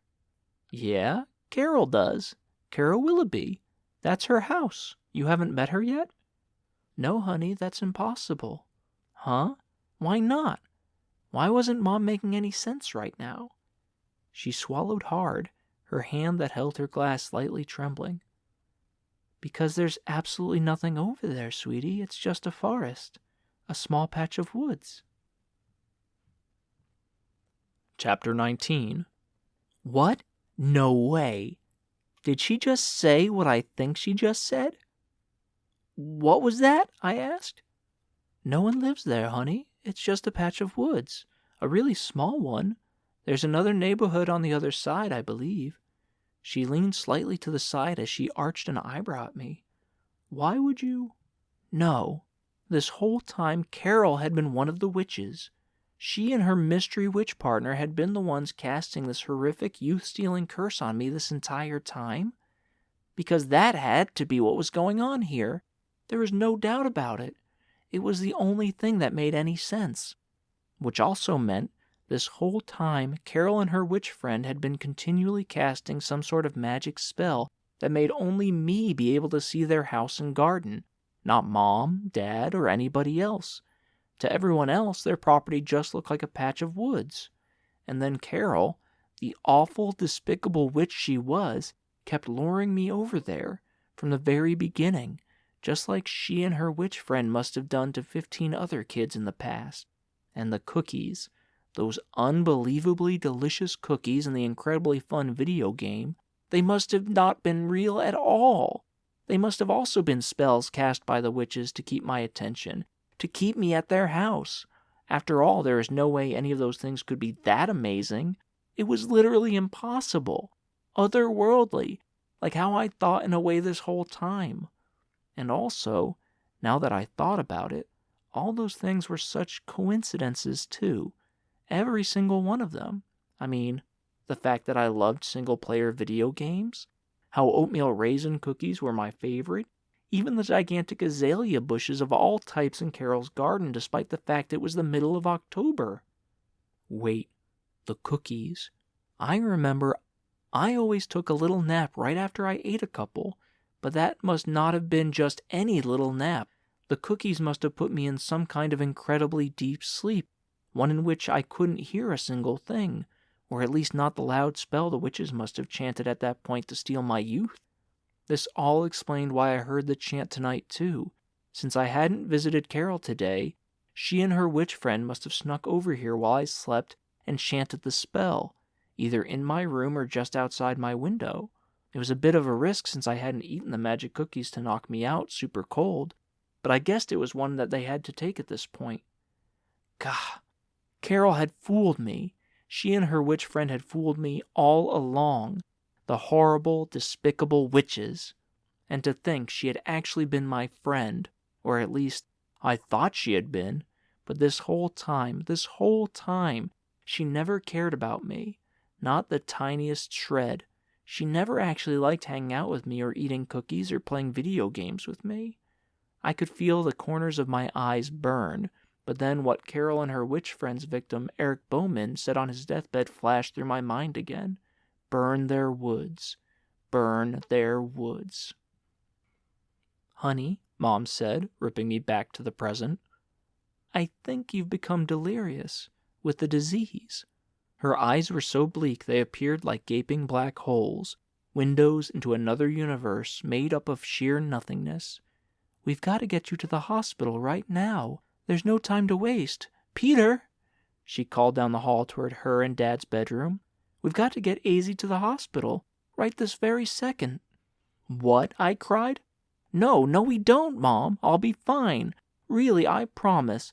Just let me get some sleep, just a little, please. After all, I needed to stay here so I could sneak away and burn the witch's forest, or at least destroy a piece of their property when Mom and Dad went back to bed. And Mom and Dad wouldn't believe me if I just told them I had to do that to break the curse once and for all. I just needed to get them to let me go back to sleep. Honey, please get in the car, right now. Everything's going to be fine, okay? Everything's going to be completely fine. We'll get you the help you need, I promise. Oh God, we should have done this earlier. We should have done this so much earlier. Tears spilled from her eyes as she shouted down the hall again. Peter, let's go! We need to bring Azy to the hospital now. The shuffling of feet came from behind her and Dad's bedroom door. Then it burst open, Dad still in his pajamas as he lumbered down the hall. He fumbled with his glasses as he put them on, looking goofier than ever with his normally hard-to-tame-anyway hair jutting out in every possible direction. No, Mom and Dad, I'm not delirious. Just a bit foggy from waking up, that's all. I know that's a patch of forest over there. Of course I do. I can see it clear as day. Great. Why'd I have to be a total idiot and say day instead of night? Just let me go back to sleep, please. I swear I'm totally okay. You'd better do as your mother says, honey. Dad finally managed to perch his glasses on his nose as he joined Mom by the doorway. Mom gripped my hand with hers hard. Let's go, honey. We'll go together. Oh, no. No, Mom and Dad, please. Let's go, honey, Mom said. Chop, chop. I'm not taking no for an answer. And be very careful, you're extremely frail right now. Hold on to me with both hands if you need to. No. Oh God, no. I had to get out of this. I had to somehow break free of Mom and Dad and destroy a piece of the witch's property. Downstairs, yes. I'd wait until we were down the stairs, then I'd make a break for the kitchen, grab the lighter, I knew exactly where it was, and race out to the fence and light up whatever part of the vines that drooped over it I could get to first. Yes, that was my only chance. That was what I had to do. Come on, Azy. You can do this. Just wait for it, that's all. It seemed to take forever for us to go down the stairs. It didn't help every single little creak on the old wooden steps seemed to coincide with one on my frail, withering body. Please, let's just get there. For the love of God, please. Finally, we made it to the first-floor hallway. Let me just grab the keys. Dad ducked into the kitchen. Mom kept tugging me toward the garage door. No. I had to make my move, now. Even though Dad was in the kitchen, there was just no other way. I took a long, deep, horrible breath, then wrenched myself away from Mom with all my might and flung myself into the kitchen. Chapter 20. I whipped past Dad, who was grabbing the car keys from a drawer along the kitchen counter, threw open a cabinet a little further along, and grabbed the long black plastic lighter. Dad gasped. Easy. I barreled toward the double glass doors leading out the back patio. Easy, get back here. Dad's footsteps thundered behind me as I shoved open the doors. The cool mid-October air hit me full on, but I barely noticed as I streaked across the patio toward the fence. But my short bursts of adrenaline only got me that far before every muscle and bone in my body screamed pure agony. I was so weak, so brittle. Like Mom said, I must have aged even more during the night. My whole body sagged toward the ground, but I slogged forward anyway, even though it was like trying to march through a sea of pure peanut butter and liquid marshmallow. I'm not going to make it. But you have to, AZ. I continued to push forward as I tried to close the last few yards to the fence, held out the lighter, my whole hand trembling, clicked it on. Just a few more feet. Dad's feet thumped in the grass, right behind me. My knees gave way. They felt like they were a raging fire. My whole body did. I dropped to the ground with a loud thud, pain rippling through me in nonstop waves. I held back a scream of anguish. I stretched the lighter out to the closest vine winding along the bottom of the fence. Come on! The flame flickered at the end of the lighter, inches away, centimeters. Dad snagged the lighter, pulled it out of view. A click as it turned off. No! No! I kept screaming. I couldn't help it. I screamed as much as what my paper-thin lungs would let me. Then I crumpled to the grass and kept screaming into it too. Oh, AZ. Dad murmured while I finally stopped, my whole body rumbling with sobs. It was over. It was all over. Chapter 21. The ride to the hospital was totally silent and felt like another eternity, and when we got there, I barely heard what the receptionist or any nurses or doctors said to me, Mom, or Dad. Before I knew it, I was lying on a cot in my own room on the second floor, hooked up to an IV machine. Not that I or anybody thought the device would actually help, of course, based on everyone's low tone of voice and drooping facial expressions. Mom and Dad were sitting beside me in cushioned chairs, reading or at least pretending to read different magazines, deathly quiet again. I spent most of the time just staring up at the white, way too brightly lit ceiling. I mean, it was seriously way too cheery, like it was mocking me or something. And if it was, I couldn't blame it, because there was no doubt about it, I'd failed. I'd failed miserably. And I'd been so close to defeating the two horrific witches and ending this godforsaken nightmare once and for all. And now I was doomed. Even if I wasn't about to finally straight up die after that last spell, what could I possibly do now? No one would believe me, and I was so frail I could barely move, much less break out of this hospital and get all the way to the witch's property. Nope. I was as good as finished. A goner. Unless Rachel and Keith. Yes, that was right. I had friends. Real, actual friends who could help me out. Friends who'd been trying to help me out this whole time. Friends way, way better than that old fart Lord Chad. Man, it felt so great to have Rachel and Keith by my side, even though I was basically tethered to this cot like some kind of inmate on death row. It felt like I could actually do anything, go anywhere, just knowing I had such awesome friends to count on. My cell phone.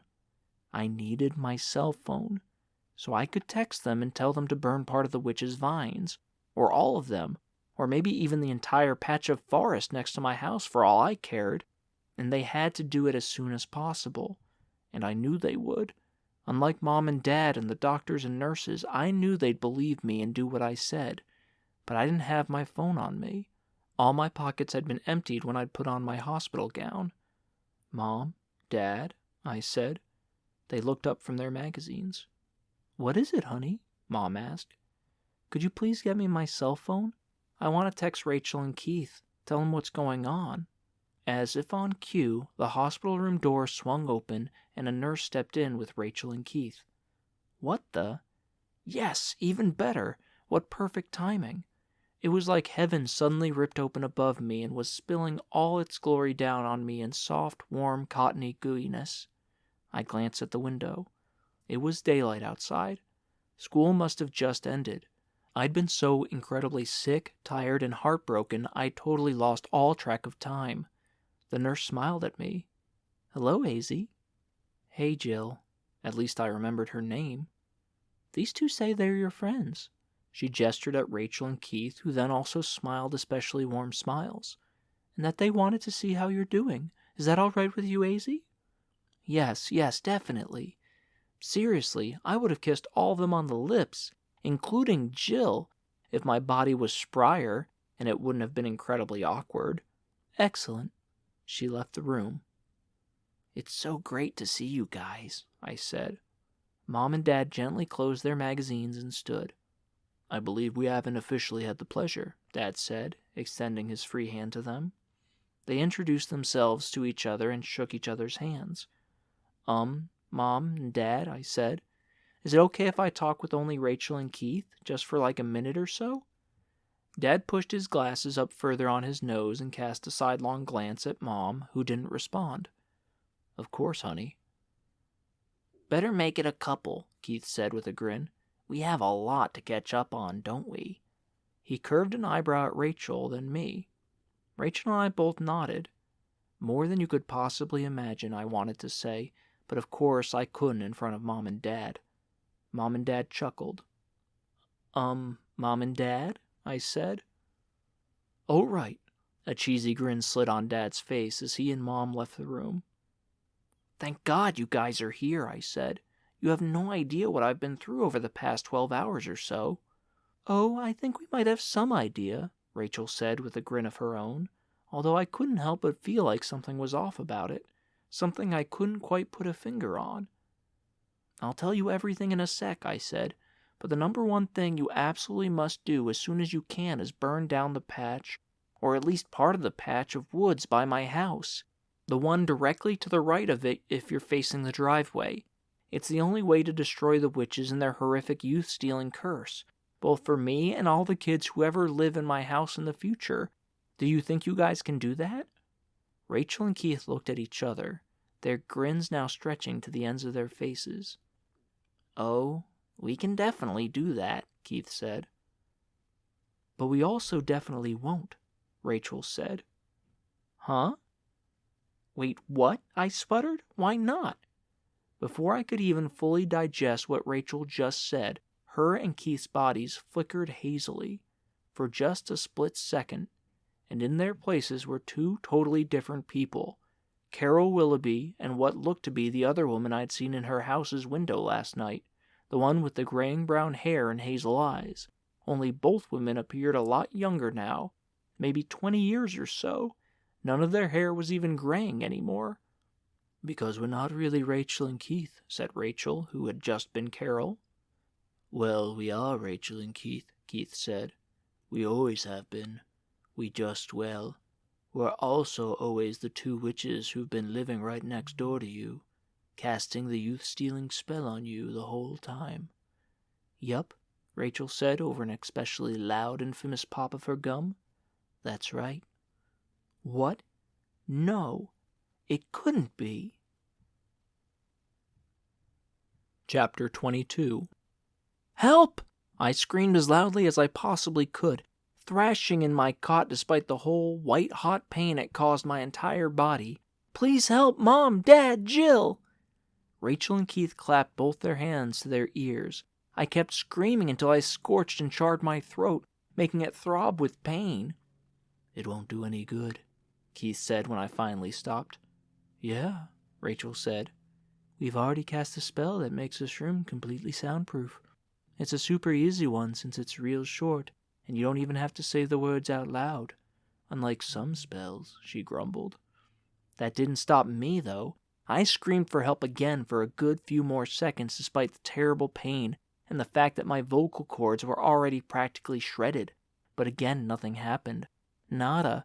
Complete silence came from the other side of the hospital room door. Rachel and Keith weren't lying. No one could hear me. No one would come and save me. I was done for. Sorry to burst your bubble, dearie. That awful grin played on Rachel's face again. Ugh, I wish I could scratch it right off with super sharp nails or burn it off. But despite that thought, it all hit me then, and it actually all made total sense. I hadn't noticed it at the time, but none of the teachers in the classes I had with Rachel and Keith ever called on them.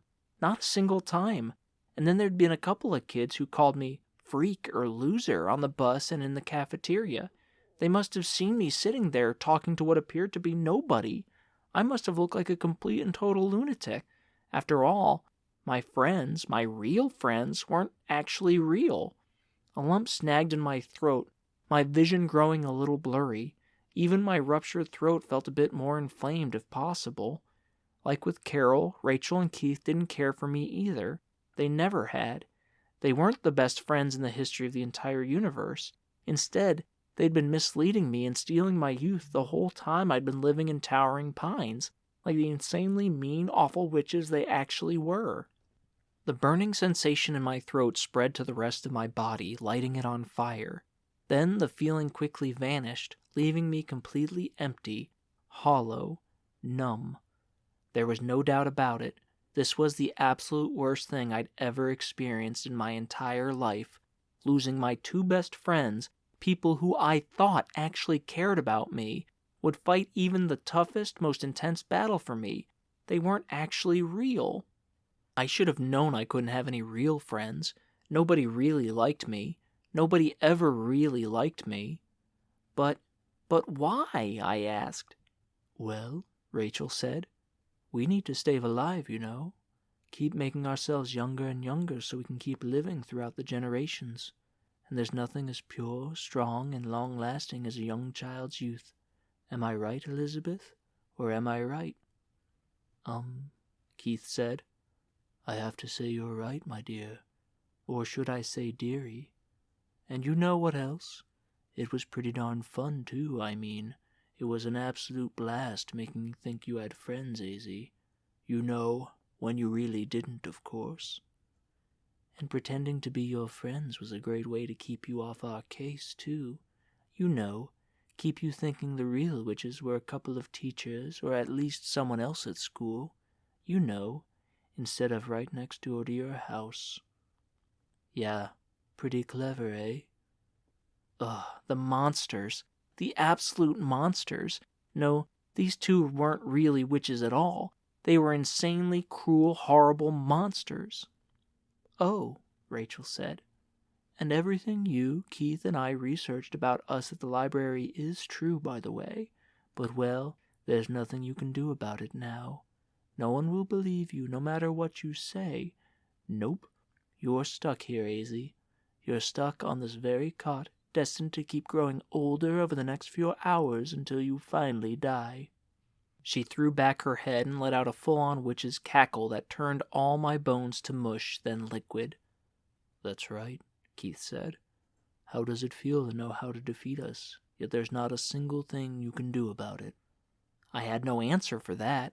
Couldn't even open my mouth if I wanted to. It was just too cruel.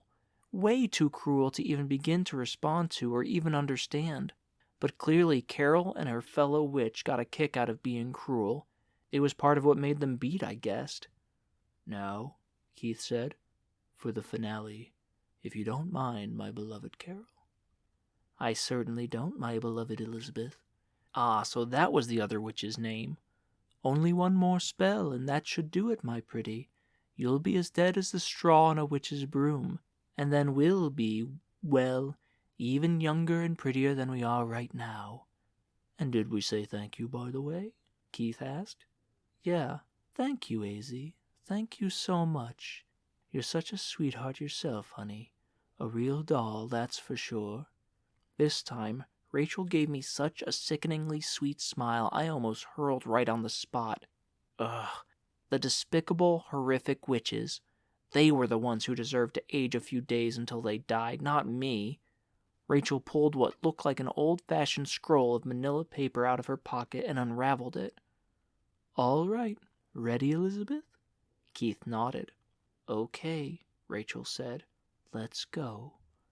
She and Keith glued their gazes to the parchment and began chanting the last youth-stealing spell they'd ever cast on me.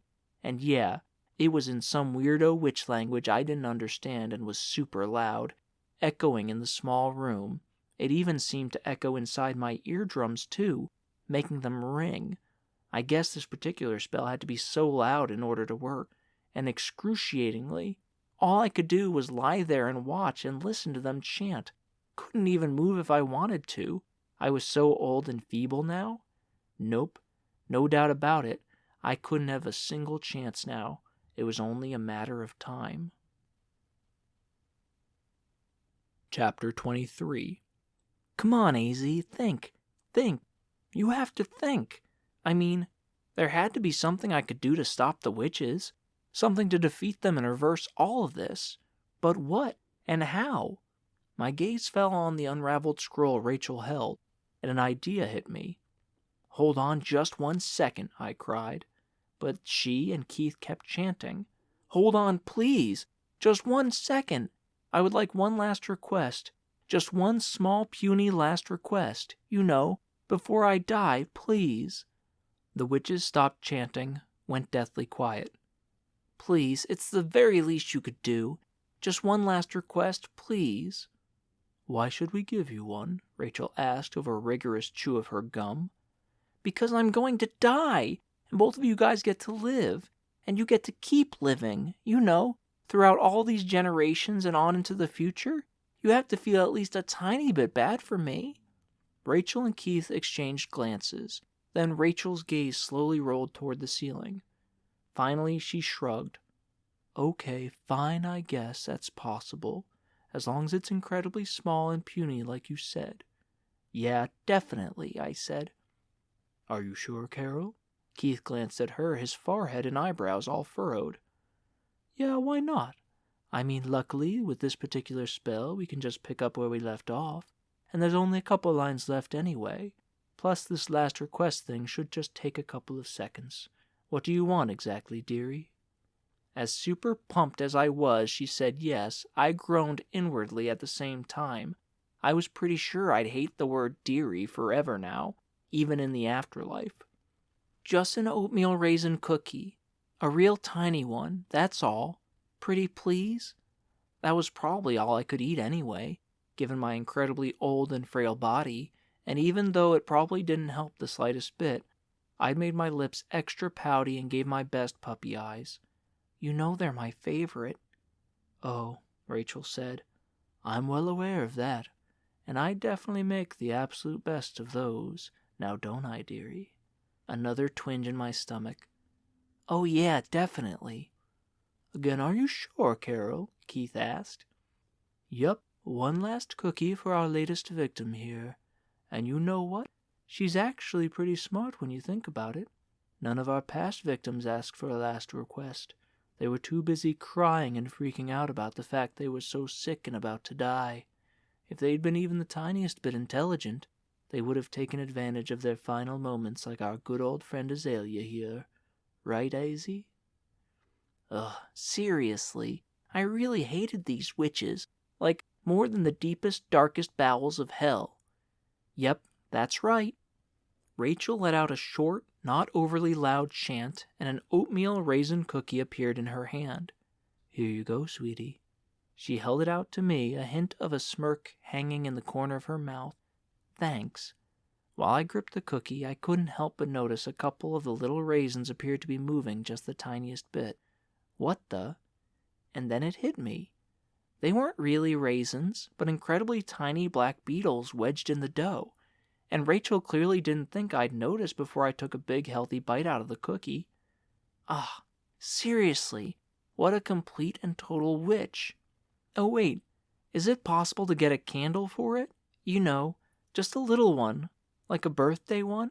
Only this'll be more like a death day candle, I guess." Keith's forehead bunched up even more, but Rachel's eyes stretched wider. "That's a wonderful idea," she said. "A death day candle. For your death day cookie." She chuckled, let out another chant, and a single already lit red and white striped candle appeared in front of her hand. She fitted it into the moist cookie's center. "You know, I wish I'd thought of that.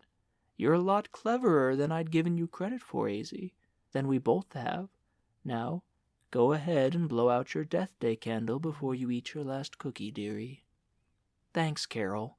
And you're totally right. I'm much cleverer than you guys have given me credit for."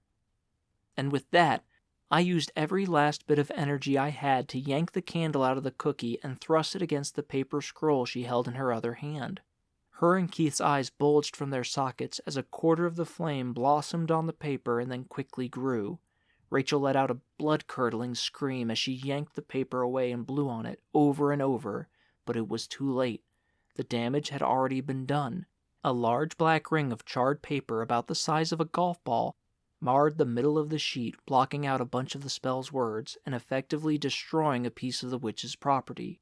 Rachel and Keith threw their hands to their faces, Rachel dropping the candle, cookie, and sheet of paper in the process, and screamed as their skin withered and wrinkled, kept screaming as it disintegrated into nothing along with their incredibly super-fast graying and thinning hair, revealing their skulls and skeletal arms and legs poking out of their clothes on the floor beside the other items. Finally, all of that vanished too, leaving nothing but a tiny pile of ash behind. Yes, I did it. I did it! I defeated the witches and their horrific old person curse, once and for all. I foiled them, and now they're both gone, forever. I glanced down at my bare hands and arms. No wrinkles, no brown spots, and I bet I didn't have any more gray or white hairs either. Not only that, I felt so much better, like I had loads of energy now, not the constant sagging exhaustion I'd had for the past 12 hours or so. Yes, everything was completely reversed. I was so happy I felt like I could jump up and dance around the room. So I carefully detached myself from the IV machine, then leaped right off the cot and boogied like there was no tomorrow. Only there was one, and hopefully there'd be a ton more after that, for both me and every kid who ever moved into 26 Abbey Way from now on. The door flung open, and Mom, Dad, and Nurse Jill rushed into the room. "What in God's name?" Dad asked. What's going on?" Mom cried. "I'm back," I said. "I'm back to normal, and I know how to dance." "Where'd Rachel and Keith go?" Dad stared at me as if watching the ghost of a pink elephant do the tango. "Who cares?" I asked. "They're gone. You guys want to join me or what?" And wouldn't you know it, they actually did, including Nurse Jill. She even started playing some dance-ish tunes on her cell phone for us to jive to, though I didn't recognize any of them myself. When we were all done, all sweaty and totally exhausted, we lay down sideways on the cot next to each other, laughing and catching our breaths. "That was awesome," I said, my chest heaving, my heart racing, my healthy, strong 12-year-old heart. "It certainly was," Dad got out between a couple of rumbling breaths. Mom and Jill agreed too. Chapter 24. Everything continued along as normal after that. Well, not totally, of course. I mean, I wasn't friends with Carol, Rachel, and Keith anymore, obviously, and although that was kind of sad, I made new friends, Sid, Claire, and Justin at school. And I have to say, it's been an absolute blast since then. Whether we played multiplayer games or alternated playing single-player games or whatever, we always had fun and always had each other's backs. It was also nice another family moved into the house next door. The other modern one, of course. Not the patch of woods where Carol and Elizabeth used to live, which, well, looked like a patch of woods to me now. I hadn't even seen the family actually move in, though. One day, one of them just craned her extremely long neck over the top of the fence dividing our properties as I was walking down my driveway after school. "Hey there, I'm Abigail." She was about my age, with long red hair cascading along the sides of her face, which was ripe with freckles. A boy who looked a bit like her but with short black hair and a pair of glasses poked his head over the fence beside her. And I'm Toby. We just moved in next door. We're twins, though not identical, obviously. I introduced myself. Azalea, huh? Abigail popped the gum she'd been chewing, almost exactly like how Rachel, or really Carol, used to. That's a very pretty name, you know. Very pretty. I resisted the urge to roll my eyes. Would have been rude when I'd just met her and her brother, after all. Thanks, so I hear anyway. You know, Toby said, I just heated up a batch of cookies, and I have to say they're incredibly delicious, like they always are. Want to pop over for a bit and have a couple with us? We sure could use some help eating them all, right, sis? He smiled as he winked at Abigail. Definitely, she said. I said. Maybe. What kind of cookies are they? What kind's your favorite? Toby asked.